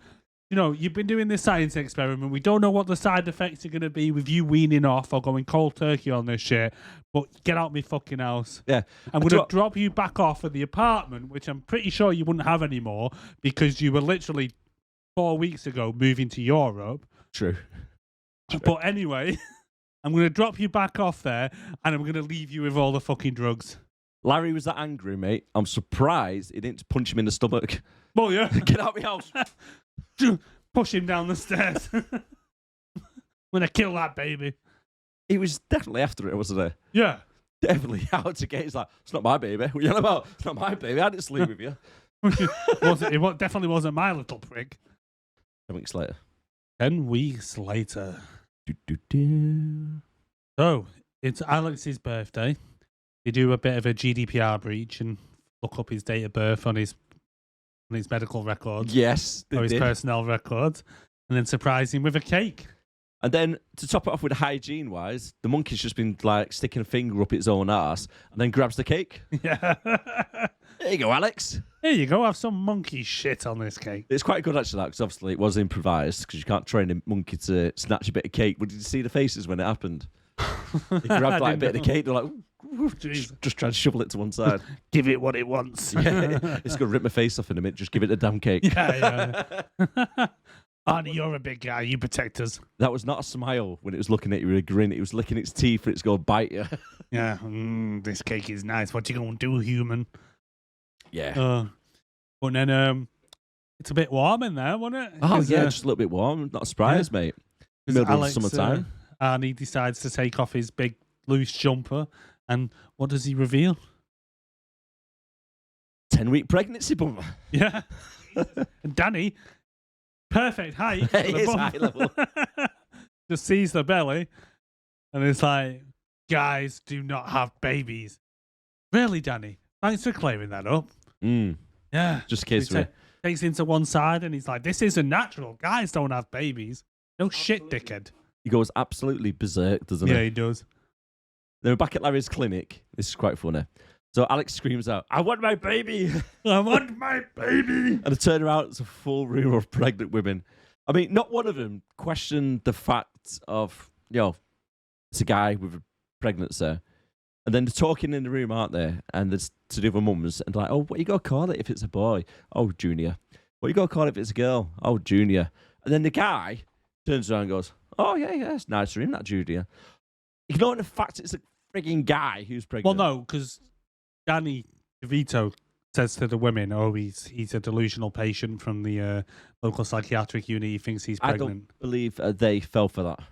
Well, I don't think he does. But at the end of the day, I don't think Danny even needed to explain because all he says is, I want my baby. He could have been talking about his wife. Maybe his wife wanted an abortion or something. He didn't have to go and explain to everyone in the room that this guy's delusional and thinks he's having a baby. Yeah, kind of set themselves up there, didn't they? It was a bit fucking stupid. I recognise that guy in the waiting room, though. That's the guy in the wank bank at the beginning. That's the what same one? Yeah. No way. And that's what I was saying. I recognise him from somewhere. Where do I recognise him from? I'm going to have to look it up now. I should have done it before. And right, go on. Let me just check. Yeah, you check that out. And I'll carry on. Yeah. So Larry and Alex now do an ultrasound and they scan for the baby and they listen to the heartbeat. I've got to be honest with you. It did bring back some good memories of my personal experience when the little one was, still in the womb and you can hear the baby's heartbeat and stuff. It's magical, isn't it? Yeah, with the... It's crazy, isn't it? Rapid heartbeat. Yeah, it's crazy how they do that. Really good. Here he is. So apparently he's in Man of Steel. Right. He's been in Rick and Morty. He's done some voices in that. So what's he done where he's played himself? I recognise him. I really recognise him as well. I don't know if it's from he's like in a TV series called Happy. Have you seen that? No. That's where he has like an imaginary friend, but it's kind of like a really dark program. But he has like this imaginary cartoon friend. It's weird. So he plays the main character in that. I have seen some of that. What's he been in here? What would we have seen him in? I've got a feeling he's something like Frasier or something. Yeah, so I had a look, and that guy, he's been in pretty much fucking everything, but I can't seem to pin him down where I've seen him in, but he's been in a lot of stuff. We'll put his picture up here. You'll probably recognise him. What's his name? Oh, God, I don't fucking know. Dave. Okay, his picture won't be up there, unfortunately. Call him fucking Dave. You'll be able to find him from the IMDb listing anyway. Alex now walks out and tells Alex he gets a steifer whilst fingering food. Yes, so he's scooping out a watermelon or something the other day and he gets a hard on. Yeah. This is a family film, by the way, guys. Yes. Yes, I watched this with my daughter and she turned to me and she said, what did he just say? And I went, shut up, Emily. Yeah, we're not going down that route with an 8-year-old. He gets a hard on when he scoops the middle out of a honeydew melon. Why? Why would that even turn you on anyway? I don't know. You think it was like a scene from American Pie where he's got a hole in the melon? He's like, maybe. Is that it? Maybe that's it. Maybe he's fucking the melon. Maybe he's just seen the hole and he's just like starts fingering it. It's like a nice cold watermelon pie. Watermelon pie. I mean, he must be into corpses anyway because it wasn't warm. At least like with the American Pie to get away with it because it was like warm cherry pie. Yeah. Jesus. Maybe if she's on, warm cherry pie. Anyway, so Baines discovers that the ingredients for the drugs are still being ordered. Yeah. So then we have Mr. Mum, and Arnie is now full-on housewife. I don't know why I said it like this. How much spaghetti was he making? Oh, he's making a fucking lot. A lot. That could have served like 6 people easy. I know he's pregnant and Danny DeVito's a bit on the chubby side, but Christ. And then he starts ringing up Larry. Starts giving him shit. It's like, why are you not home? Where are you? Yeah, where are you? Who you out with? Who you seeing? The pasta's almost ready. It'll be 5 minutes. And it's like, it's not almost 5 minutes because you're literally serving it right there and then. Don't lie, first of all. True. And then Emma Thompson turned up, pretending to bring in some papers. I love that, though. And he goes, so someone wanted me to pass this over to you. Oh, who? He's like, that was a lie. Drip. Yeah. Drip. Walks in with a little snail trail going to the living room. Mate, she was horn for him. She wanted him, mate. And then he does the typical woman thing, because he's now becoming a woman, and be like, you think my body looks horrible? She's like, oh no, you're so beautiful. Yeah, that's it. He starts sitting on a settee, doesn't he? He starts like shaking a little bit. He's like, what's up with you? Are you okay? You don't find me attractive, do you? No, who the fuck says that? Nobody. I'd have been like, it's like, does my body disgust you? If that was any normal woman, she'd have been like, yeah, I'm going to leave now. Yeah, and then they're just about to get the kiss. And then somehow, I can't remember how it happened, but the sofa just tips over. Yeah. Did you hear what she said, though, about the body? And he says, basically, because he's getting a bit fat, he's like, you like my body? And she says, basically, that she used to fancy her fat cousin back in the day. She did. Yeah. She did. I used to fancy my Incest. cousin, and he was on a bit of the fat side. Her cousin. She went there. She went there. She went to the cousin fucking. So what, according to Americans, like, are we now inbred as well as tea Accident addicts and bumblers? Basically, tea addict, bumblers, accident prone, cousin fuckers with bad teeth. I mean, yeah, I don't know anyone who's done their own cousin, like, but yeah, that's what we're dealing with. Well, yeah, I know what you mean when the chair rolls backwards. Yeah. And then Angela slides in across the living room because the floor's that wet. Yeah, Bit of a wet floor sign there. He just slips straight in. Yeah. And then she pops up from the back of the settee. I've lost my contact lens or something like that. Pretends to like pop it back in. Yeah, and then just runs off. That shit. That looked dodgy as fuck. I know. Just runs off straight away. You hear what he says when she's leaving, though? He's like, my bedroom's upstairs. Yeah. And it's like, was he trying to bang her? Several times, yeah. Yeah. He's like, I go, yeah, my bedroom is upstairs. My bedroom's upstairs, by the way. I don't know if you knew that. Bedroom's upstairs. I'm staying here, by the way. No, if you want to come upstairs. Yeah, bedroom's upstairs. I've got my own bedroom. Don't worry about Larry. She's like, I don't want to fuck you. What gave you that impression? Is like, well, the snail trail is from the door to the couch and back again. Jesus. But then started talking, didn't he, about reincarnation as well? Yeah, so that was really weird because he kind of starts talking about, I feel like we've got a connection because at this point we don't know that it's her egg that's in him. Yeah, I said that right. Sounded wrong, but I said that right. But I'm sure that wouldn't work like that. No. That's basically saying, like, if you donate your seeds, right, You to a obviously- fertility clinic, and you just happen to bump into the mum, you don't go, I know you from somewhere. Where do I know you from somewhere? I have this weird connection to you. Is it like a hive mindset with the sperm? Fuck knows. Maybe. It's like, oh, we know this one. We know where we're going. Yeah. Screaming out to you. I feel like I can hear something calling me. Says, hello, do you remember me? It's like, It's like, oh, it's you. Last time I seen you, I was shooting you out into a fucking cup. Fucking Angela turns up out of the blue. how much food did they eat? Oh, mate. Generally, was it the pasta they had, then a Chinese, then there was an Italian, and then a Mexican?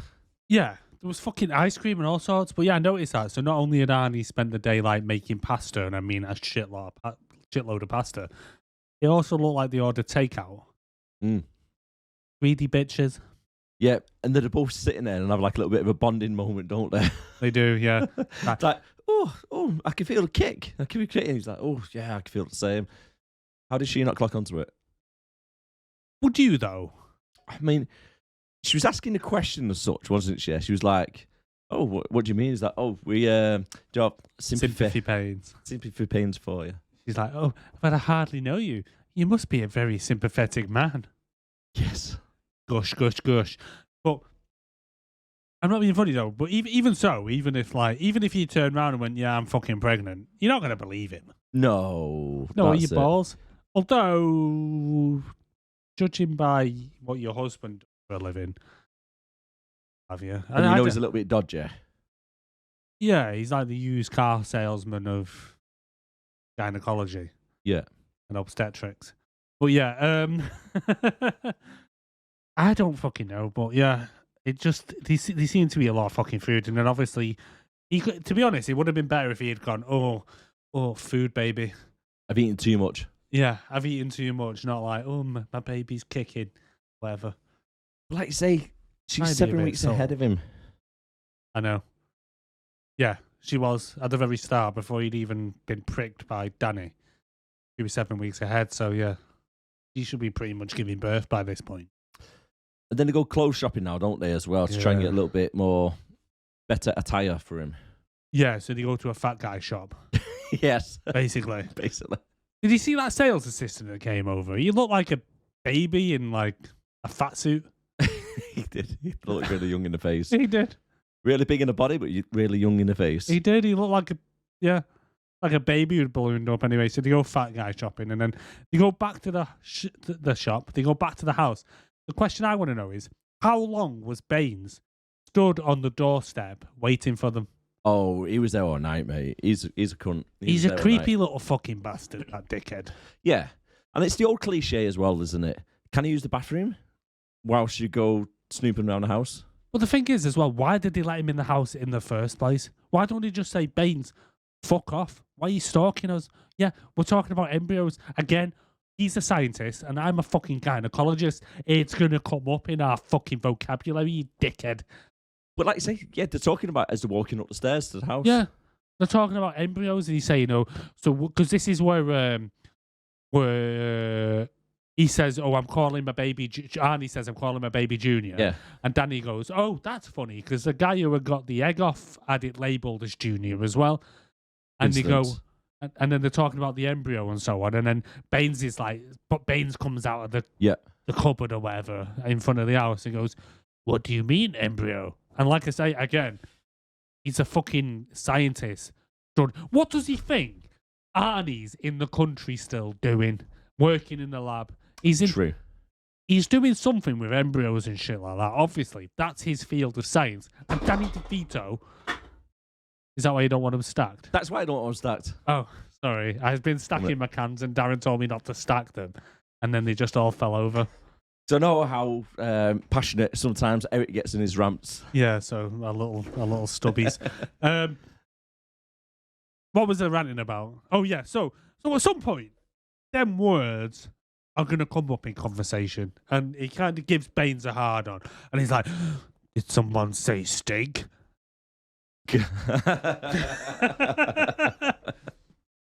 Juice Bigelow reference. Yeah. So, anyway, and then why, like I say, why did he even let him in the house? Why did he just say, hold on, you're not coming in. We're not friends, Baines. You tried to kick us out of the lab. We're not mates in this situation. So you're not coming in the house. So fuck off. True. You just wouldn't accommodate him at all. Even so, if you let him in to go to the toilet, Yeah. you would make sure he goes to the toilet and not just wanders off upstairs. Yeah. You're like, wait a minute, who's upstairs? Because Arnie's alarm goes off and has to go and take his fucking Rehypnol. Yeah. So and he's hiding his bump at the same time. But at the same time, why would he have to hide his bump? All he'd have to say is, I'm getting fat, what of it, dickhead? Yeah, because they actually start sidestepping each other, don't they? So Yeah. he's hiding behind Larry. Because if I seen a guy with a big belly, I wouldn't automatically think pregnant because it's a man and men don't get pregnant. Yes. You just think, I'd probably say, fuck me, Arnold, you've got fat. Or I probably, if I was going to say anything, be like, Darren, you've put on a bit of weight, mate. Cheers, mate. Thanks. Going on there. Maybe lay off the Chinese. Maybe stop having the banquets with the pregnant women. We say that, we just had a takeaway before, didn't we? We did, and I'm fat, and you're not much better. But anyway, sorry, mate, that was a bit harsh. You're very radiant, though. Oh, thank you. Yeah, you Makes look it like all- you've been out thanks. in the sun. But on another note, okay, Alex has gone upstairs to do his little Rehypnol drugs, right? Yeah. Why would you leave the briefcase open on the toilet seat? Exactly. I'm just going to leave it here. You Easy would- access. Even so, you would hide that shit. If Baines was in the house, you would hide it. It's like if I had a gram of Coke upstairs in my bathroom and my parents came over, I'd be like, whether they were going to go up there or not, I'd be hiding that shit. Yeah, you won't leave 3 lines on the side of a mirror. You wouldn't. Just in case. You wouldn't. Everyone You comes, really on, wouldn't. comes downstairs like, yeah, Erik, how you doing? You okay? You all right? How are you doing? Not seen you all week. Are you okay? Yeah, you're all right. Yeah, I'm going to go now, mate. There's a little bit of a local club rave scene on the go. You just wouldn't know, would you? The Baines goes up there and starts sniffing shit. Literally. Yeah. Gets a pair of like underwear and stuff, doesn't they? Starts He whiffing does. it. He gets some of Arnie's undies and he goes, A little bit weird. Like might have been a director's cut we watched, but yeah, it did happen. These smell like pregnant panties, but they're men's underwear. And what does But- Larry do? Starts throwing darts at the Aerosmith poster Aerosmith, yeah. because he doesn't know which one banged his missus. Oh no. He's proper butthurt about that, isn't he? Yeah, I mean, I'd be the same. If Have my you ex- been trying to get your missus pregnant for 7 years and then you split up and then he has a one night stand and gets pregnant. Yeah, but then to like rub it in, mate, she just like appears up at your house. Hey, look at my belly. Like something you couldn't do. Yeah, I suppose. I'm like, bitch, get out. Done. Yeah. He's a bit of a dick in all this. Yeah. But they go to dinner. Yeah. So they go on date now, don't they, Diana? Lobster claw. Yeah. Another thing, bumbling Brit. I was thinking, like, because the scene opens up and there's the waiter there, and he's got some like kitchen tongs, and he's picking up a lobster claw off a table and putting it on a dish and apologizing to people. Yeah. Like, what's that about? And he takes it back to Emma Thompson and he goes, "Oh, I believe this is yours." So obviously she's flung that across the room. Yeah, but you don't actually see that happen, do you? You just see the clear-up crew afterwards. Yeah. But then it turns out they somehow get onto the subject because Arnie wants to make his little confession that he's pregnant, and he's talking about the inventor of smallpox and how he tested the vaccine on himself. He which didn't, actually. Isn't true. Yeah. He tested it on a kid. He didn't test it on himself. It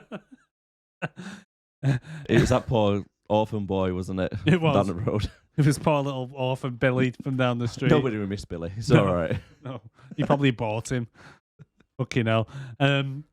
So he's trying to confess, and then she goes, "Oh, I've done experiments on myself. Well, I took one of my eggs and put it into my little freezer. And guess what? I named it Junior." Junior? dun, dun, dun. So Arnie then has a little hissy fit and goes, "Oh my God, I'm carrying your baby. Jesus Christ, I need to get out of here." Quick one. Yeah. Freezing eggs. Obviously, that's been a thing for a while, hasn't it? Yeah. Was that getting done before the era of this film? Bear in mind, it's 94. Honest to God, don't know. I don't know when the science kind of came about. Just wondering if they predicted something. So obviously, the thing with the guys and a drug making people pregnant, that doesn't exist. That's all fictional. When was... So I was wondering if they was playing about or toying about with the idea when writing the movie. I wonder if you could get women's eggs, and we have a female doctor doing that type of experiment.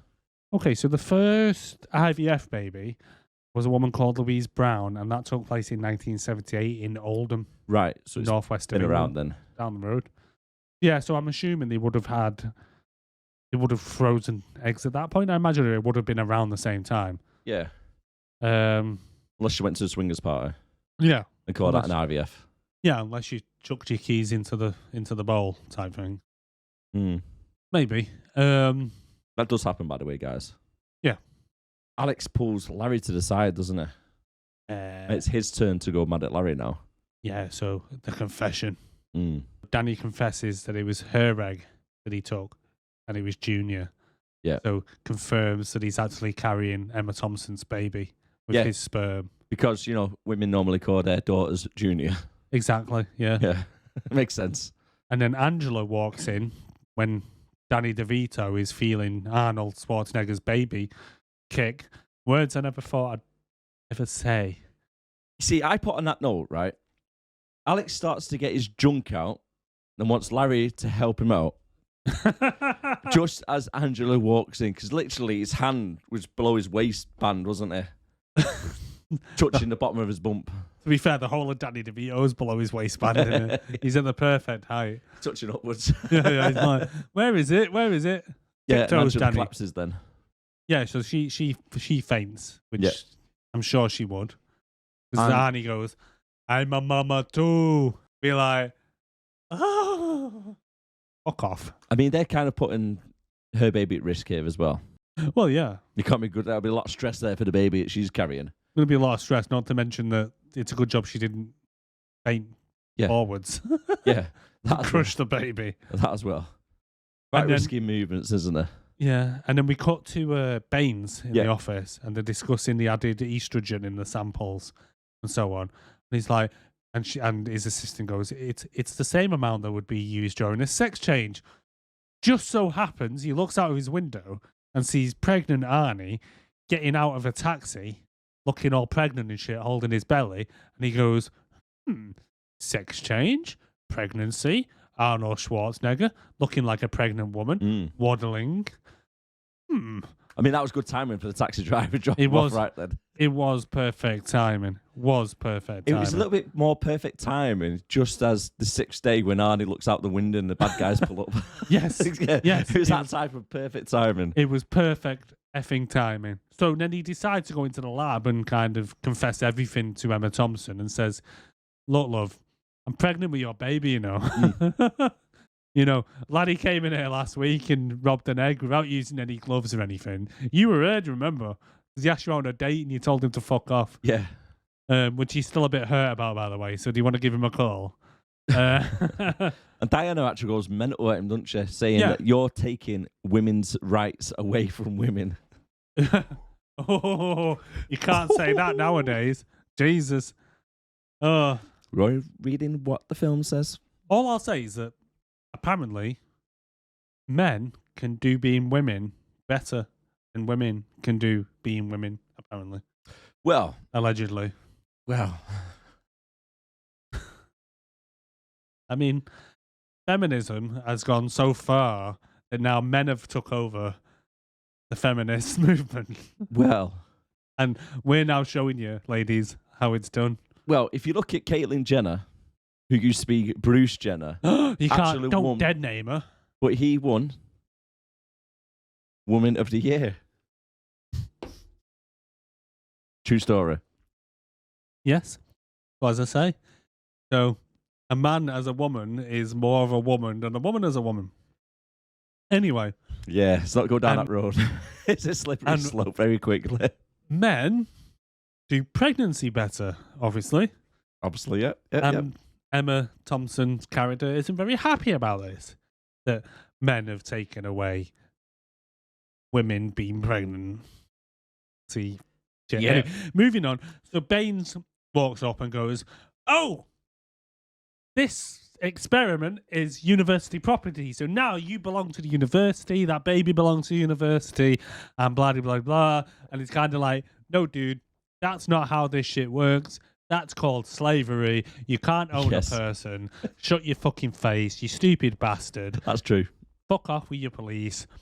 And he pushes him over and goes, "My body, my choice." Now, did they get that from somewhere else, or did they create the famous quote? They obviously got that from somewhere else. From abortionists. My body, my choice. I'm pro-choice.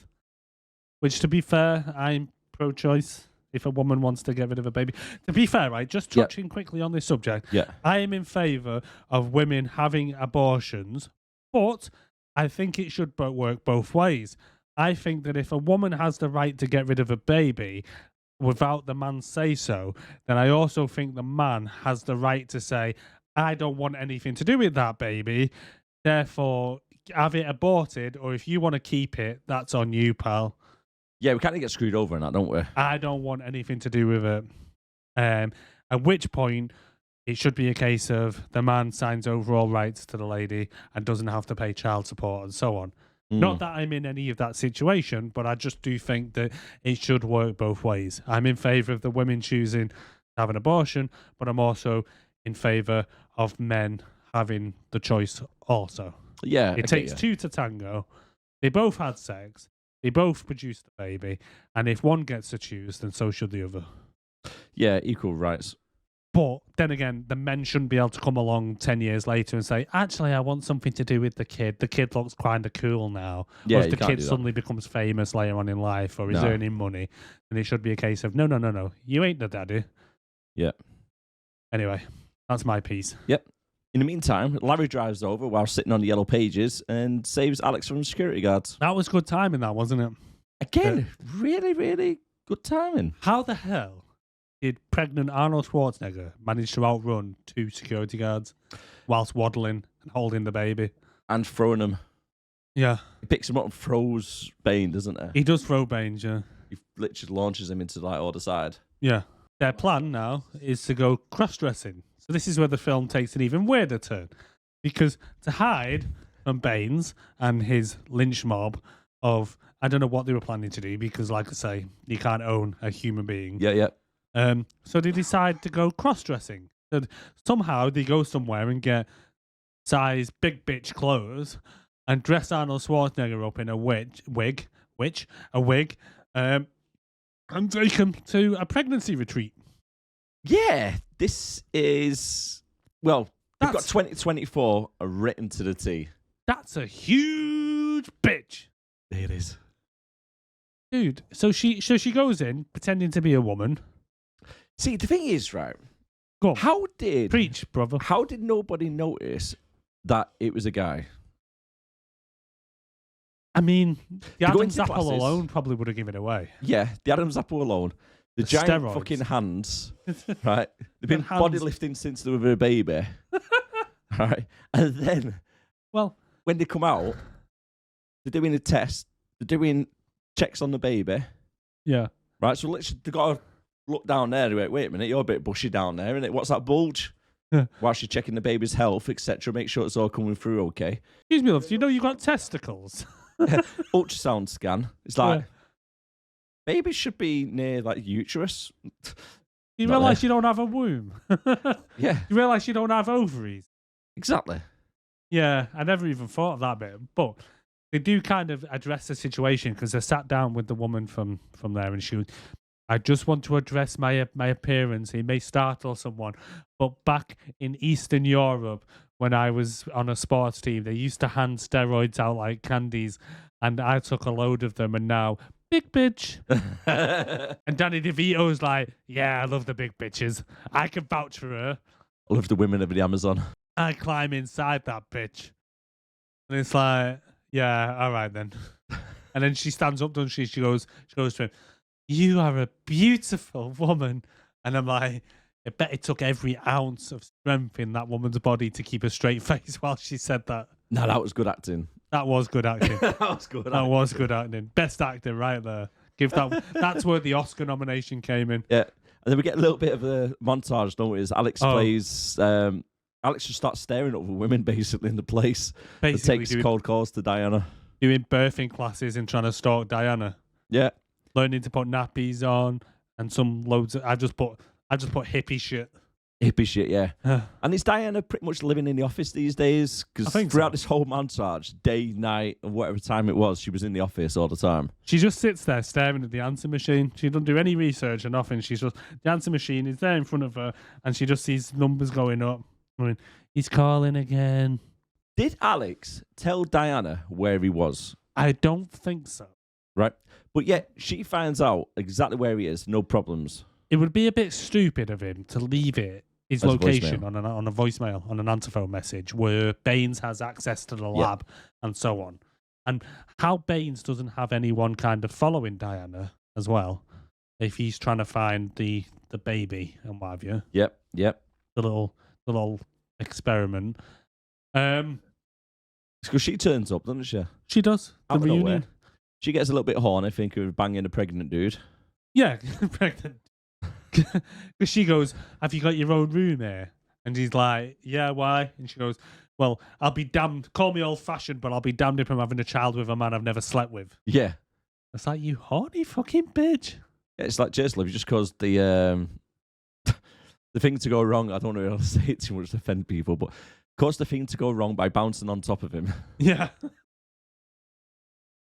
Jesus Christ. Yeah, so yeah, that happened.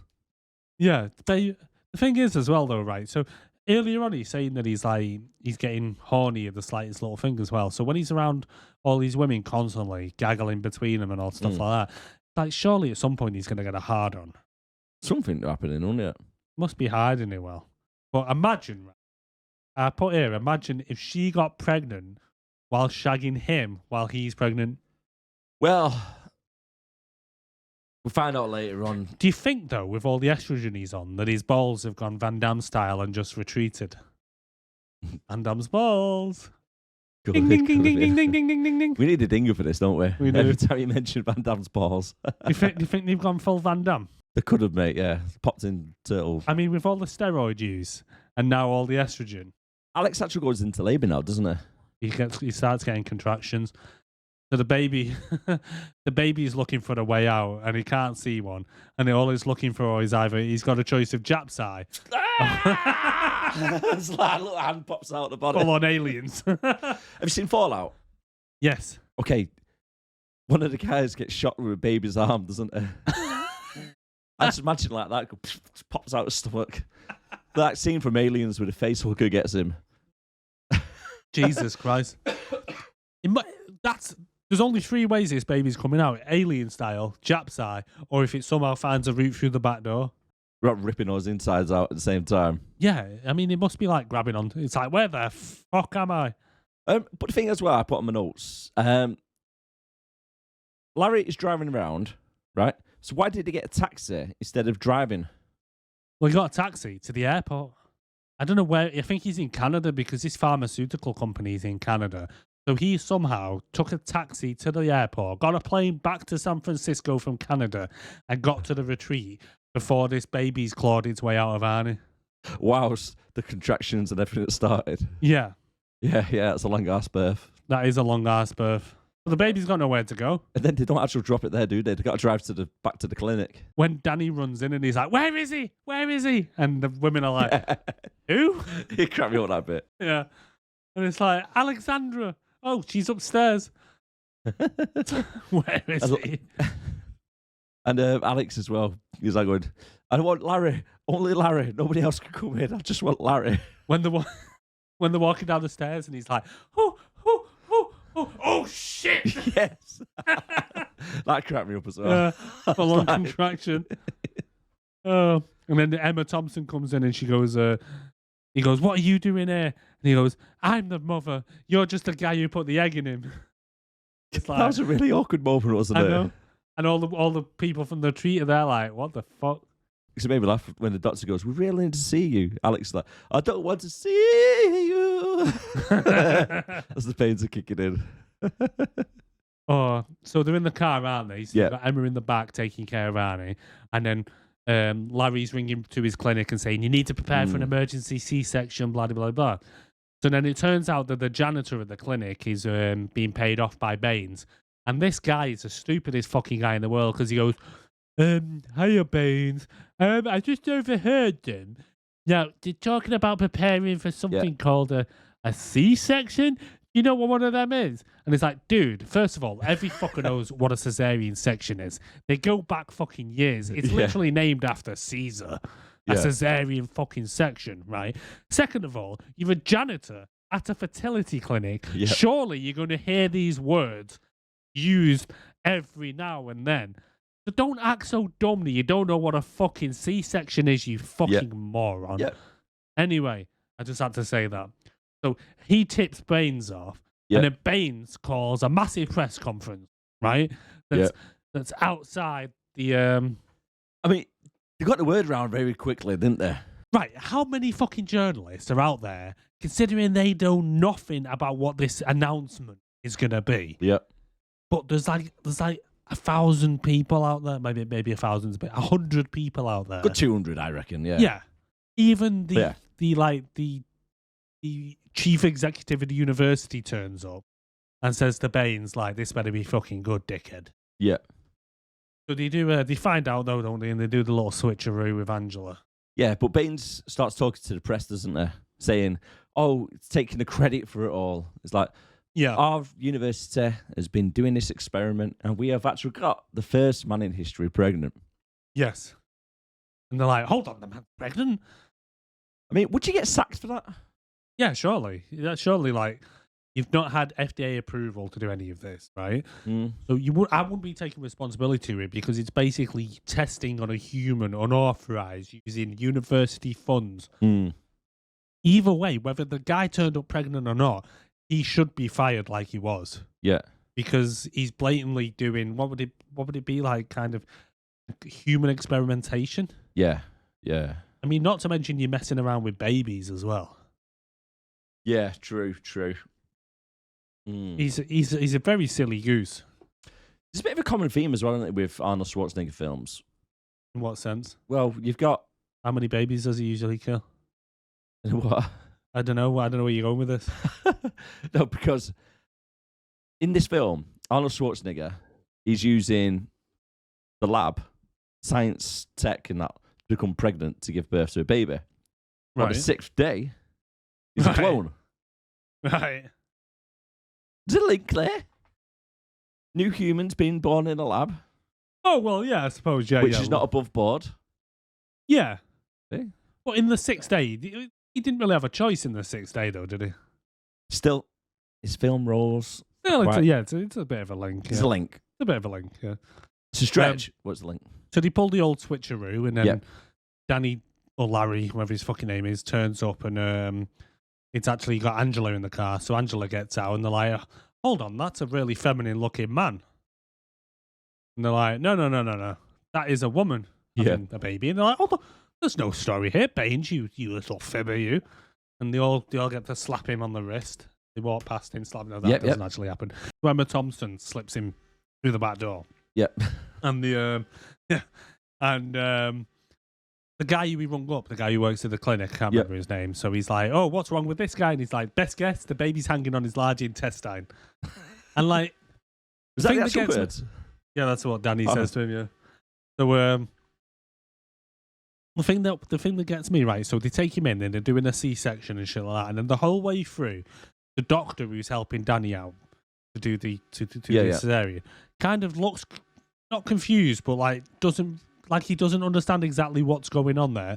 And then when they open him up and they see a baby there, and he acts all fucking surprised, and he sees the belly and everything before they start the cesarean. He like comments, "Oh, that's a big belly," and all shit like that. And it's like, dude, he's here. I've asked you to do a fucking C-section. It's a dude that's actually pregnant. I've just mentioned that there's a baby inside him. Why are you so surprised when you open up and there's a baby there? Or am I just being like kind of insensitive because I'm not being funny? Like, I suppose if I did this day in, day out, and then all of a sudden I'm operating on a man and there's a baby in there, Yeah. maybe be a bit surprised. But anyway, How fake does that belly look, though? it does look really fake. It looks really, really bad. It looks ridiculously bad. I mean, looks like done it with paper mache and a bit of latex over the top of it, basically. It was literally a Blue Peter, here's one we made earlier type style. And then poor Angela is actually going into labour and everyone just neglected her and left her in reception. Yeah, mainly because she should have had that baby fucking 7 weeks ago. Yeah, it's true. But yeah, Emma Thompson's literally no use. No. She's like, "Oh, you're going into labour now," and she's like, "Oh, you'll be fine. How do you think Annie's getting on?" It's all right, I'll stay with you. I won't go anywhere. It fucking sneaks off the first opportunity she gets. First opportunity. She's like, yeah, I'm going in there. See in a bit. Yeah. I want to see. Oh my god, it sounds weird. I want to see how my baby is. Yeah. Jesus. Larry completes the birth successfully, and it's a baby girl, which they go on to call Junior. Larry helps Very Angela original. with her pregnancy. At least the baby didn't have Arnie's face again. Thank effing Christ. Yeah. That would have been a bit weird, wouldn't it? It would have been weird. Angela has a baby boy, which is the same size as Danny. So Danny says, "Oh, it must be mine. Yeah. Same size." And then So- Angela and Larry give it a second go, and then decide, you know what, it doesn't matter if you've banged the whole of Aerosmith and a little bit of a swinger party, but it turns out it's the fitness coach instead. Yeah, even though, right, so on my second watch, I was like, did she give him the impression that it was Aerosmith? And she fucking does. Because she says that it's Aerosmith. Yeah. Right. And he says, "Oh, you fucked one of the members of the band." And she goes, "Oh, well, that's a bit of a shit way to put it." Not correcting him and saying, "No, actually, he was their fitness coach." Yeah. So through pretty much the whole way of the film, she thinks like that Steven Tyler and everyone else has kind of done a bukkake on her. And just imagine being Steven Tyler at home, I know. watching it, and Liv's like, "Dad?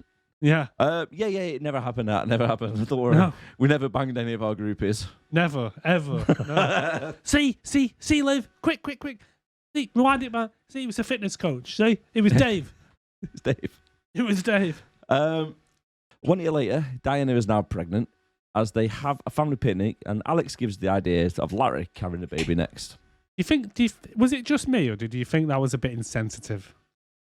Mainly because, like, through the whole thing, it's been that Danny and Larry couldn't get Angela pregnant, Yeah. and then they're saying to her, "Oh, you need to have another one. You need to have another one," and it's like, dude, he literally can't have kids, and you're saying to her you should have a fucking other one. How insensitive is that shit? I never put onto that, but yeah, Yeah, you're right. And then they're saying, "Oh, well, you don't have to carry it. Maybe Larry could." And Larry's like, I think Larry's just ignoring them on purpose. And he goes, "What? I'm not doing it. I can't have babies, dickhead, remember? Oh, duh. That's a good point. Well, insensitive. You got a point, mate. You have got a very valid point there. Yeah. It's like, oh, there's a good idea, Angela. Why don't you go bang the rest of Aerosmith again in the gangbang, see if you get pregnant on the off chance?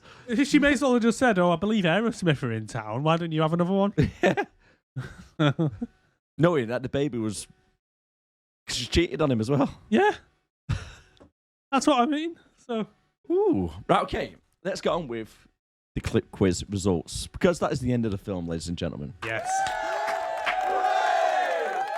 All right. So, clip quiz. I am not a human being! I am an animal! Cold-blooded! Crank the AC! Where are my lists? Need some AC Bring in me here, the don't we? name! Bloody well. It's time! I'm going to have to insist that you get some air conditioning in there, definitely. Yeah. I don't So- know why I'm suddenly talking like Captain Kirk. I thought it was Over more here. of Steven Seagal. Oh, really? With the whisper. Fuck knows. All right, then. Who and what film was that? That was Danny DeVito. Yeah. That was, if I'm right, the Penguin character in Batman Returns. Yes, that is right. Yes. And if you got that right, self a pat on the back. Yeah, you hardly ever get them right, do you? I do not, but it does help when I see you doing it. Yeah, it does help. You've seen it this time. Would you have known that, though? Possibly. I don't know actually, because it's been a long time since I've seen Batman Returns. Yeah. But if you got it right, Well done. dixandbelowpodcast@gmail.com, like, comment, subscribe, all that shit, 5-star review on Spotify, blah, blah, blah, blah, blah, blah. And the awards. And if you want to play along with the awards, we also do the best actor, worst actor, best character, worst character, Hot Babe Award, and 3 things you liked about the film, and your personal rating out of 10 if you was to give it a rating. Are we doing Hot Babe this week? We do it every week. We just carry on now, aren't we? Oh, for fuck's sake. All right. It's your idea. What's it, fuck? It was. You sprung it on me one week. Best Actor Award. Yeah, that's right, you Where better is he? walk away. Where's King Go Kong? on, walk away, because I'm going to burn There he this is. motherfucker down. King King Kong Kong. ain't got shit on me. There he is. King That's Kong right. Award. Who's getting him this week? Ooh. I've got with Danny DeVito. Have you? Yeah, I think he's a good actor overall. Oh, fair enough. I've gone for Emma Thompson. I thought she played it really well.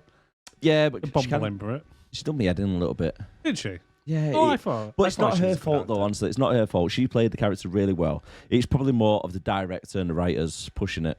I don't know. I think she was a good actor. She played it well. She was believable.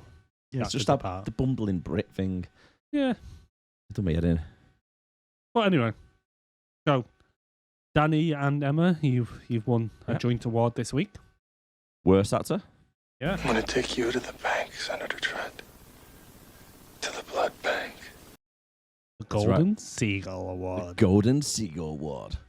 Yes, mine. Mine. Mine. Right, okay. I've gone for Alex's assistant. Good shout. Monotone, grumpy voice. I don't know Yeah. what her actual name is. Really annoying. I've gone. Well, I've got mine's a dual award, so Yep. I've gone for the janitor who didn't know what a fucking C-section was.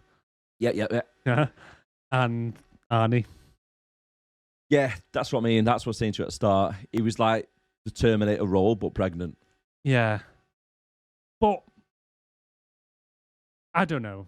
He did the two kind of the transition into from being no emotions to or every emotion under the sun. He did that quite well. So I'd probably give it to the janitor only because he pissed me off with the whole I don't know what a cesarean is. To be fair though to Arnie, that's probably been pushed by a director to take that. Probably. Yeah. They probably thought it would be more comedy to kind of make it seem like more of a stereotypical pregnant woman over Yeah. I'll go for that, mate. How have you? oversensitive and emotional. Best character? Best character, I put Larry, Danny DeVito. Yeah, Larry. I liked him. Hey. Hey.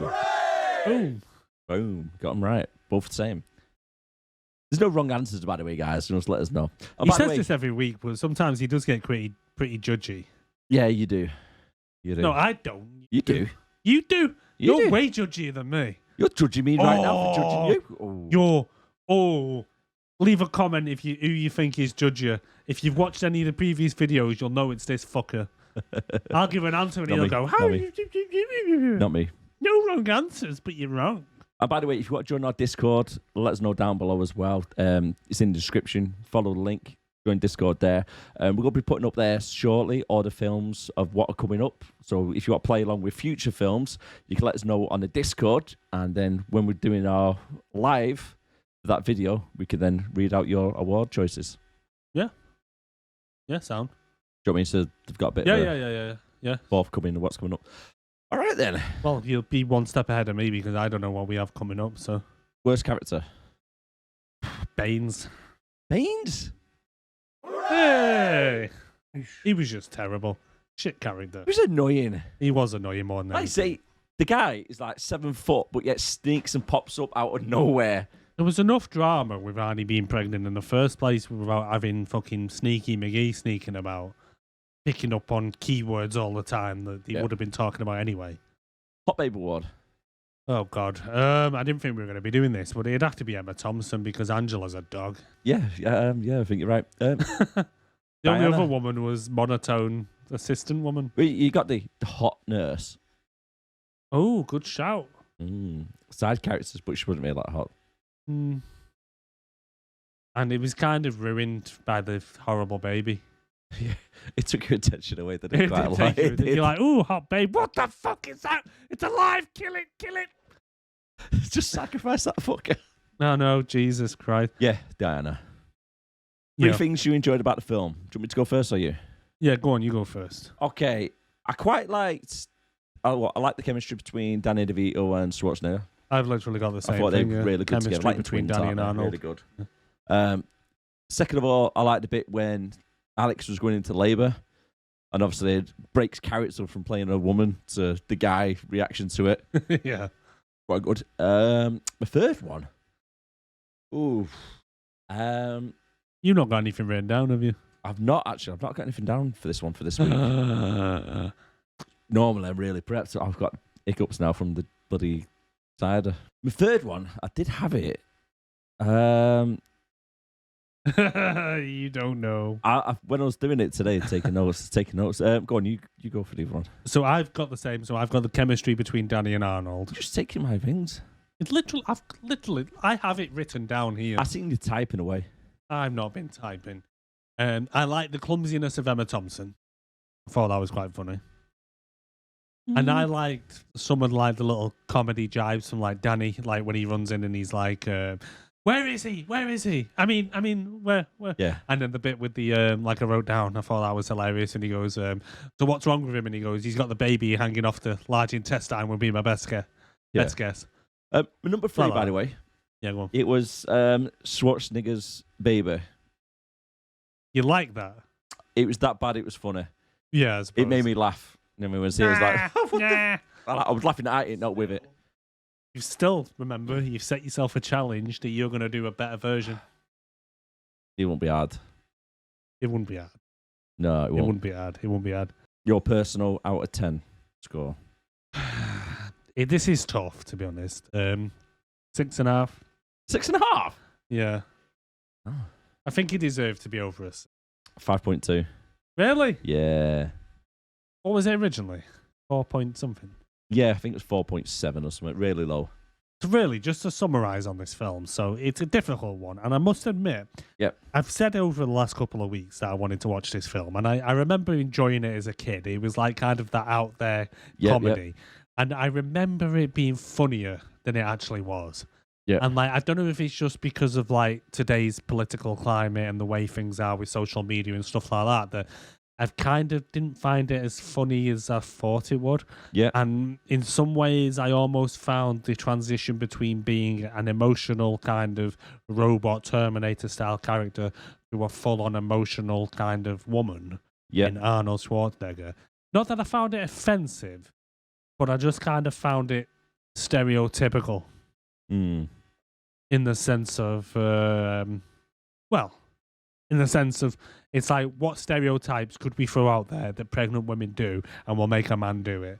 You've got things like the oversensitiveness to kind of like being stuck in the house. You've got the sensitive skin, the being radiant, the overeating, Yeah. the kind of the clinkiness, the hormonalness, the do you think I'm fat?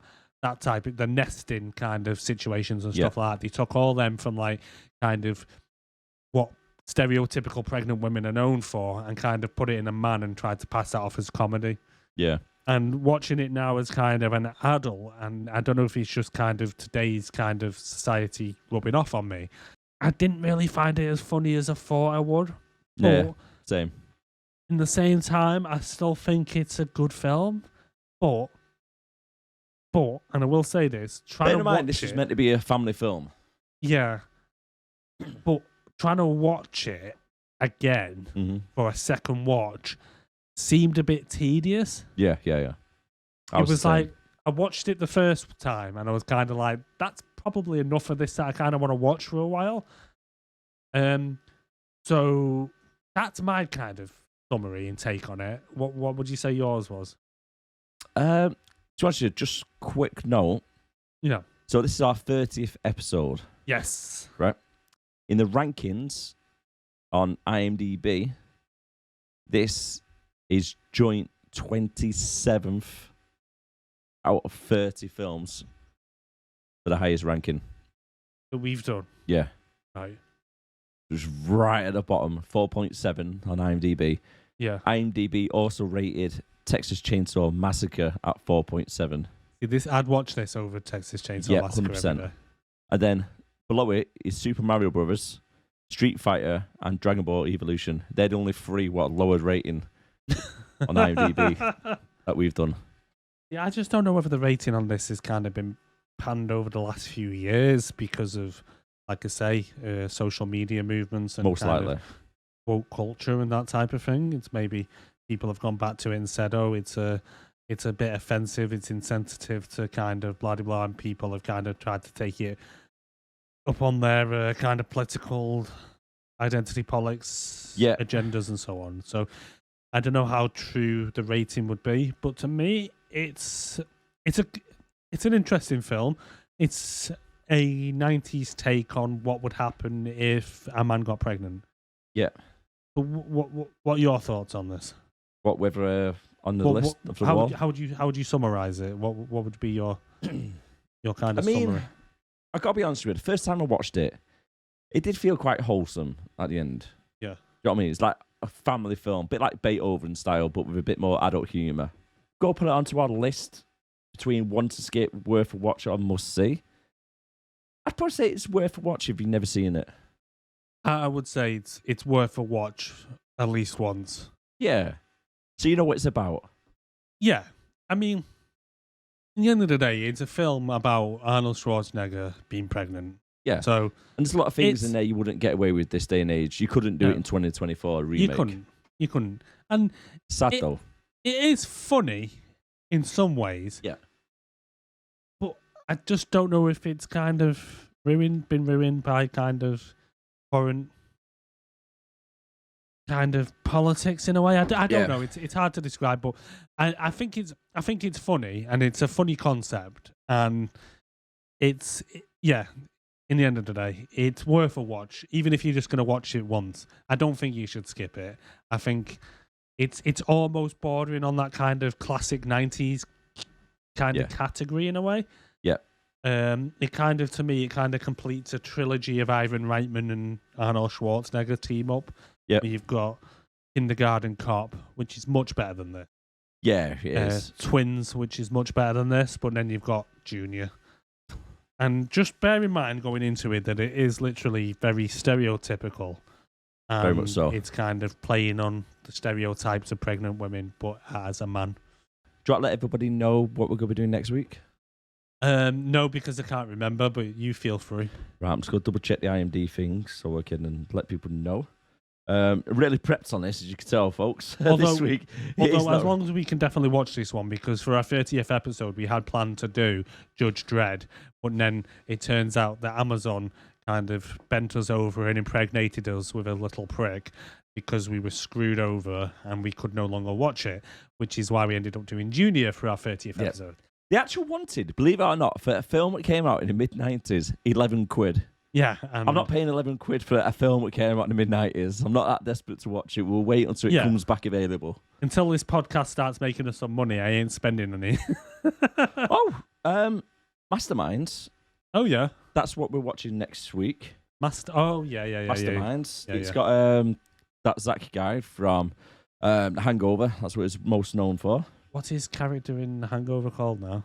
His name in The Hangover? Zach Galifianakis. I just got to do my head in this now. Alan, yeah. Alan from The Hangover. Really funny character. It looks a really funny film. Owen Wilson is in it as well. And we've got Kristen Wiig in it as well. Yeah, it looks funny, to be honest. So yeah, it looks quite a good one. Hopefully it'll be a really good one to review and pass it over to you guys to let us know what it is. But yeah, actually came out in 2015. Never heard of it, to be honest. I've never heard of it until like 3 months ago, so I thought it was a new one. Right, yeah, so we're going to watch that next week. So join us next week for Masterminds. Yep. And that is on Netflix if you want to watch it yourself. And also let us know on the email on sixandbelowpodcast@gmail.com. Yep, your awards and what you think about the film, and we'll read it out as well if you do message us. So thank you very much for watching. I've been Darren. I've been Erik. Take care of yourself, and as always, stay safe out there. Bye for now.